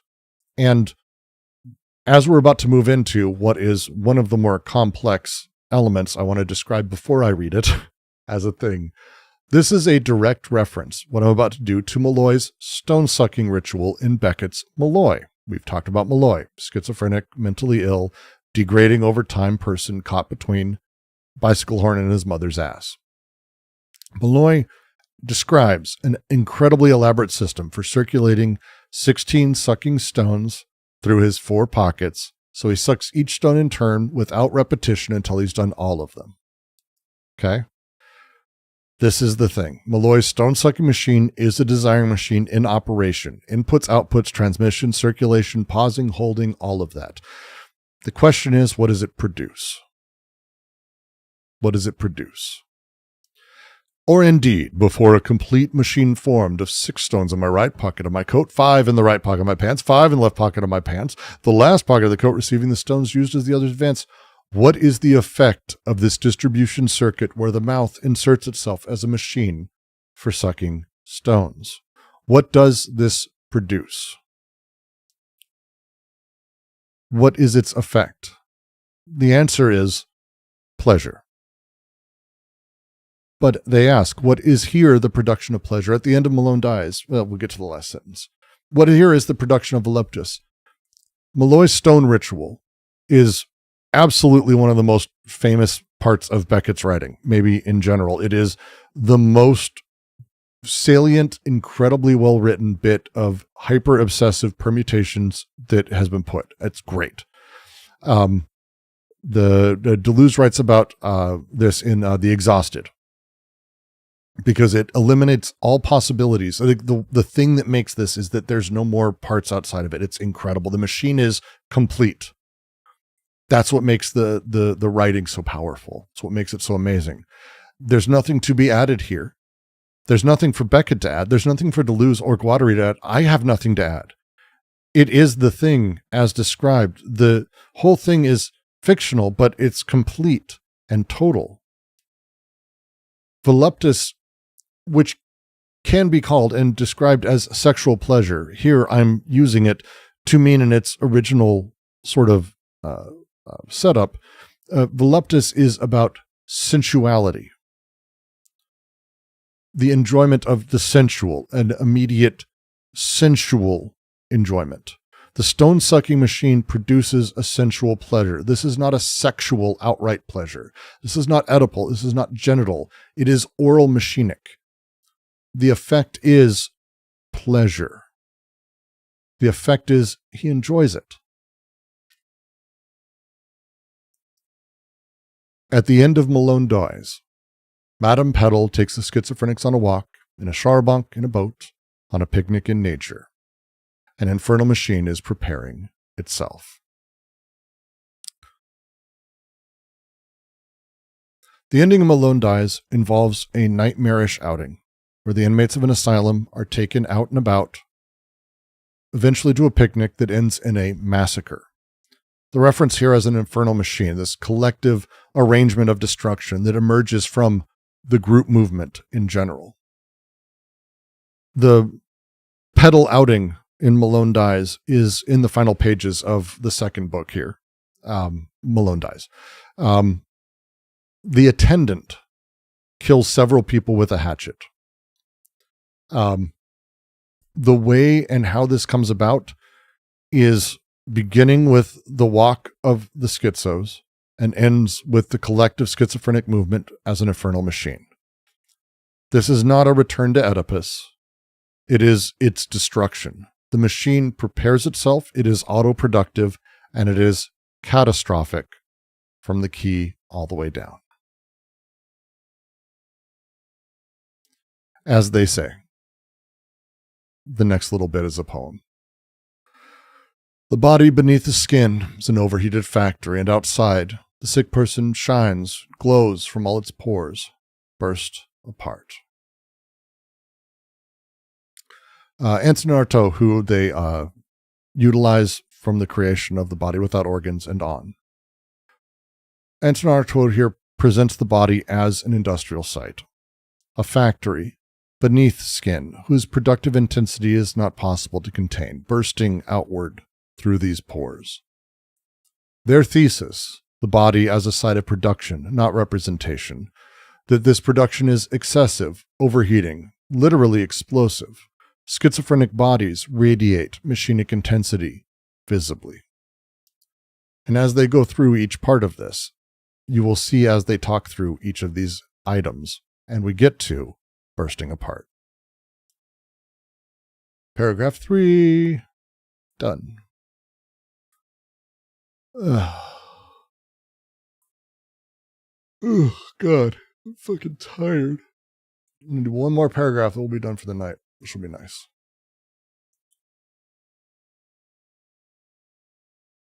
How are you guys doing? Hey, Estelle. Welcome, welcome. I'm not paying attention to chat, so that's how that goes today. Just not paying attention to chat.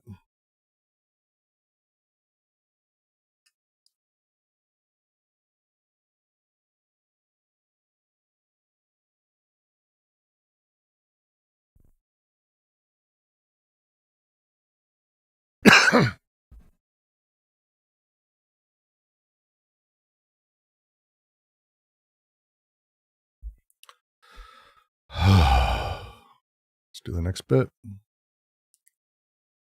Fair enough, we're a rowdy bunch. You guys are lovely and quiet. I hope it's at least interesting to listen to.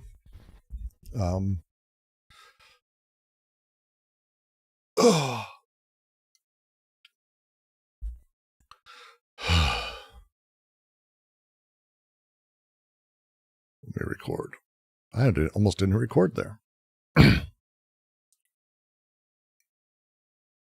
We do not claim to establish a naturalist pole of schizophrenia. What the schizophrenic lives specifically, generically, is not at all a specific pole of nature, but nature as process of production. What does process mean here? It is probable that, at a certain level, nature distinguishes itself from industry. In one respect, industry opposes nature. In another, it draws materials from it. In another, it returns its waste to it, etc. This distinctive rapport, man-nature, industry-nature, society-nature, conditions even within society the distinction of relatively autonomous spheres that will be called production, distribution, consumption. But this level of distinctions in general, considered in its formally developed structure, presupposes, as Marx showed, not only capital and the division of labor, but the false consciousness that capitalist being necessarily takes of itself and of the frozen elements of an overall procedure. For in truth, the striking and black truth that lies in delirium, there are no spheres or circuits relatively independent. Production is immediately consumption and recording. Recording and consumption directly determine production, but determine it within production itself, so that everything is production, productions, of actions and passions, productions of recordings, of distributions and markings, productions of consumptions, of volupta, of anguishes and pains. Everything is so much production that recordings are immediately consumed, spent, and consumptions directly reproduced. Such is the first sense of process, to carry recording and consumption within production itself, to make them productions of the same procedure. Process is going to be an incredibly important word throughout the rest of the book, but certainly within any process philosophy, such as Deleuze-Guattari's work. This paragraph here is introducing the concept of process in the first sense, as it says at the end, arguing against the bourgeois capitalist distinction between production, distribution, and consumption as separate spheres. Here they argue that these distinctions presuppose capitalism and its false consciousness, that the schizophrenic's dark truth, black truth, reveals that everything is production. Production produces recording and consumption itself, which themselves productions are, that feed back into production itself as well. This is a transition from the literary exemplars we've just gone through to theoretical cores, the identity of nature and industry in the concept of production as process. Now to read. We do not claim to establish a naturalist pole of schizophrenia. Simply trying to break out of their own misreadings or the inevitable misreading that we've probably seen, I know I certainly have, and that they were anticipating. The schizo's return from nature could be taken to mean that schizophrenia is about escaping civilization for nature. No. The rejection of naturalism is echoing Marx's critique of Feuerbach's ahistorical contemplative materialism. This is anticipating D&G's later work of the return to nature, the critique of it as reactionary fantasy, which it is. And again, sets up the redefinition. Nature is not a pole opposed to industry. Nature is itself production. As they say, what the schizophrenic lives specifically, generically, is not at all a specific pole of nature, but nature as process of production. Again, going back to Lenz, going back to Beckett, the schizophrenic's relation to nature is not that of someone who has returned to a pristine natural state. Instead, the schizo is living nature as production, as process of production, not as static given. Generic life, you'll hear me use it quite often, is a Marx term from his 1844 manuscripts, where he talks about humanity as a species being whose essence is productive activity. The generic life is productive for Marx. They will be citing him throughout, and here cite him as well. and introduce, again, the process of production as a key term, which they will then interrogate. What does process mean here, they ask. It is probable that at a certain level, nature distinguishes itself from industry. In one respect, industry opposes nature. In another, it draws materials from it. In another, returns its waste to it, etc. They acknowledge that at a certain level, the level of appearances of bourgeois political economy, that nature and industry certainly do appear distinct. Industry seems to oppose it by polluting it, destroying it, mining it, flattening it. It might draw from nature by extracting oil from it, resources from it, wood from it, or return to it by polluting it and destroying it in waste. This is common sense, simplistic, oversimplified view. Again, to talk about how this echoes Marx, the way capitalism disrupts natural cycles by extracting without returning or returning only waste. The at a certain level phrasing is really the crucial part, though, because at this level is an almost ideological take, a product of capitalism's produced false consciousness. So they continue. This distinctive rapport, man-nature, industry-nature, society-nature, conditions even within society the distinction of relatively autonomous spheres that will be called production, distribution, consumption. Easy enough. Easy enough. The apparent distinction between nature and industry and society generates within society the distinction of these autonomous spheres, this tripartite division of production, distribution, and consumption that is actually the structure of bourgeois political economy. Again, Marx's Grundrisse, in the introduction of all things, he critiques the treatment of production, distribution, and exchange and consumption as separate moments. Instead, Marx argues they're actually moments of a single totality. This is the key insight from Marx that Deleuze and Guattari are absolutely running with. The moment within a totality that each of these are. It's not ignoring distribution. Of course, distribution occurs as part of the process of production, but it isn't its own thing. Exchange is not its own thing. These are moments in the larger process. In Logic of Sense, Deleuze opens by talking about Alice in Alice of Wonderland, eating or drinking, becoming larger, becoming smaller. And he asks the question, how is it that we're able to understand that Alice becomes larger? If we took a photo of her at any moment, would she be larger, or is she simply the size of the photo? In fact, to understand the idea that Alice becomes larger, we not only need to see her now, but we have to have known where she was and where she's going. We effectively need the vector of her becoming. At any moment, she is the size that she is. The nature of language and process and all of this is to understand that this is the moment in all of it. No one is arguing that Alice doesn't get bigger. She was smaller. She will be larger. But the question is she actively a getting bigger thing? Or is it instead that we're talking about the process of things and the snapshot at any moment? Because the critique they are setting up here is the one that is very important here. These distinctions, as we talk about them, becoming larger, or the various autonomous spheres, are not natural. These are historical, capitalist presupposing spheres, as they say. But this level of distinctions in general, considered in its formally developed structure, presupposes, as Marx showed, not only capital and the division of labor, but the false consciousness that capitalist being necessarily takes of itself, and of the frozen elements of an overall procedure. The distinction is not natural. Not only is capitalism itself presupposed, not only is the division of labor itself presupposed, but also the entire package as a false consciousness is presupposed, where capitalism necessarily misrecognizes itself, freezing what is actually a continuous process into separate static elements. This is the core of Marx's critique in Capital and Grundrisse.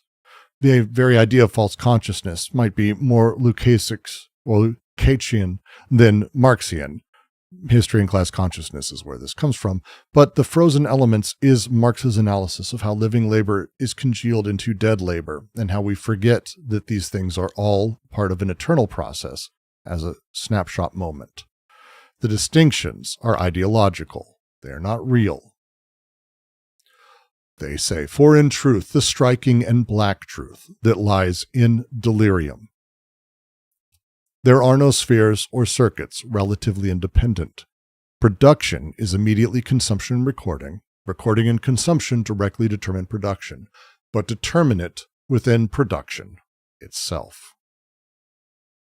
This truth, the black truth, not the sober, happy truth, reveals the distinctions are actually false. Production, distribution, recording, consumption, these are not separate spheres.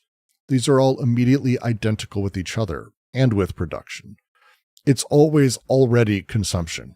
It's always already also recording. Consumption and recording are coextensive, codeterminate with production, and form from within production itself. Now, when we talk about these types of things, the central thesis of the first process, we're about to see it actually laid out, as they say, so that everything is production.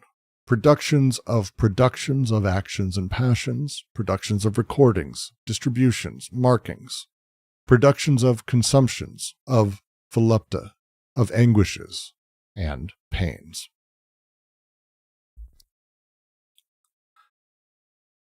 The tripartite schema they're laying out here maps but transforms the bourgeois categories. So you will see these show up.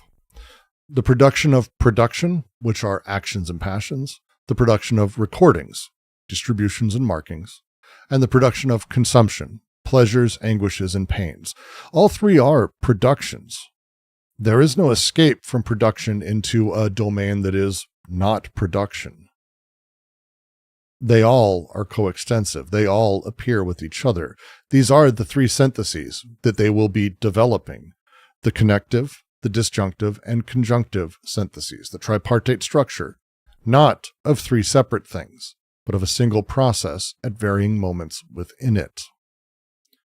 So they say, everything is so much production that recordings are immediately consumed, spent, and consumptions directly reproduced. The circuit is total. The circuit is immediate. Recordings are consumed immediately, which means they're used up, they're processed. Consumptions are immediately reproduced. They become new productions themselves. There is no rest. There is no accumulation in a sphere that is not production. So they say, such is the first sense of process, to carry recording and consumption within production itself, to make them productions of the same procedure. The first sense of process. The immanence of recording and consumption to production itself is the first sense. These are not separate spheres. Again, these are carried within production, and all is production, and they themselves are productions themselves. Marx in Grundrisse, in the introduction again, the identity of production and consumption, he says explicitly, production is also immediately consumption, consumption immediately production. This is Marx for the unconscious, for desiring machines. And this is the first of three senses of process that D&G are going to be developing here in the next paragraph. The second sense, which is the identity of man-nature, and the third sense, that process should not be a goal, will follow in the coming paragraphs as we go through it. That's 4. There we go. That's tiring. That is a lot. That's 4, so that's solid. Good. I'll remux those when I get going. How are all of you guys doing? Was that sound okay? Sound good? Yeah, Beckett's wonderful. I didn't super get into Beckett until I could say this about a lot of things. Deleuze and rereading Anti-Oedipus has gotten me into writers that I did not know I should. I have a first edition of Quad, which, if you don't know, is Samuel Beckett's scripts for Deleuze. Fantastic, interesting, weird little thing. They had odd little relationship. And a lot of people did with Deleuze. A lot of odd little things. but a lot of really great writers. But I would recommend Buchner's Lens. It's the reason it has had the staying power it has, and you heard me talk about it lightly, is it is based on a real guy, and it is the story, but what he did and how he took it is such an interesting setup, and he died so young, and the history of that, and he was such a promising writer. But the history of that is incredible, and the read is wonderful. I really do like it a lot. I can't recommend it enough. I genuinely don't think I could recommend it enough, actually. It's very, very good. But that is going to be me for the day. So let's see what we got today. There, we'll give you guys a brainless fun thing. And I mean that with all the love in the world. Oh my. Well, thank you for the €2. Just being supportive. Thank you, Chris. Very nice. And is deeply, deeply appreciated. Thank you very much. But we'll do something that lets you turn your brain off, because I need to do the same as well. And nothing helps me turn my brain off more than Ico. So I'm going to send you over to Ico. Did a reading in Gender Trumbull today. I was losing my words by the end. It's, if you can imagine, when we, like, I can empathize. I can empathize. But I'll tell you, there's vocal coaching you can do and practicing you can do that teaches you. It's one of the things, if you guys don't notice, and I appreciate if you don't, you will when I tell you. Now it'll bother you forever. I actually have a very, very deep voice. When I'm talking naturally, this is actually my real voice. When I say real voice, that's probably the wrong language around it. But my actual voice is incredibly deep, and it was very deep early on in my life. And when your voice is very, very deep in 4th, 5th, and 6th grade, you stand out, and it becomes something that you learn to train out of yourself. So you can talk in a more nasally, higher tone. And it becomes something that you build into how you talk. So, well, you hear me talk like this most of the time, and I do. The reality is my voice is actually kind of lower. And when I'm not in my nose, it's actually a deeper voice. It takes a lot of practice to do it. It takes a lot. And it's actually a thing that, along with doing, helps you speak longer periods, because of vocal coaching, and there's online stuff you can do for this, but vocal coaching, where you're learning to center your voice, you're learning to put it in the right place, helps you speak longer amounts, helps you speak longer amounts of time, helps you speak in a lot of different ways, in a way that doesn't tire you. Because it turns out that you can do this. It just takes practice.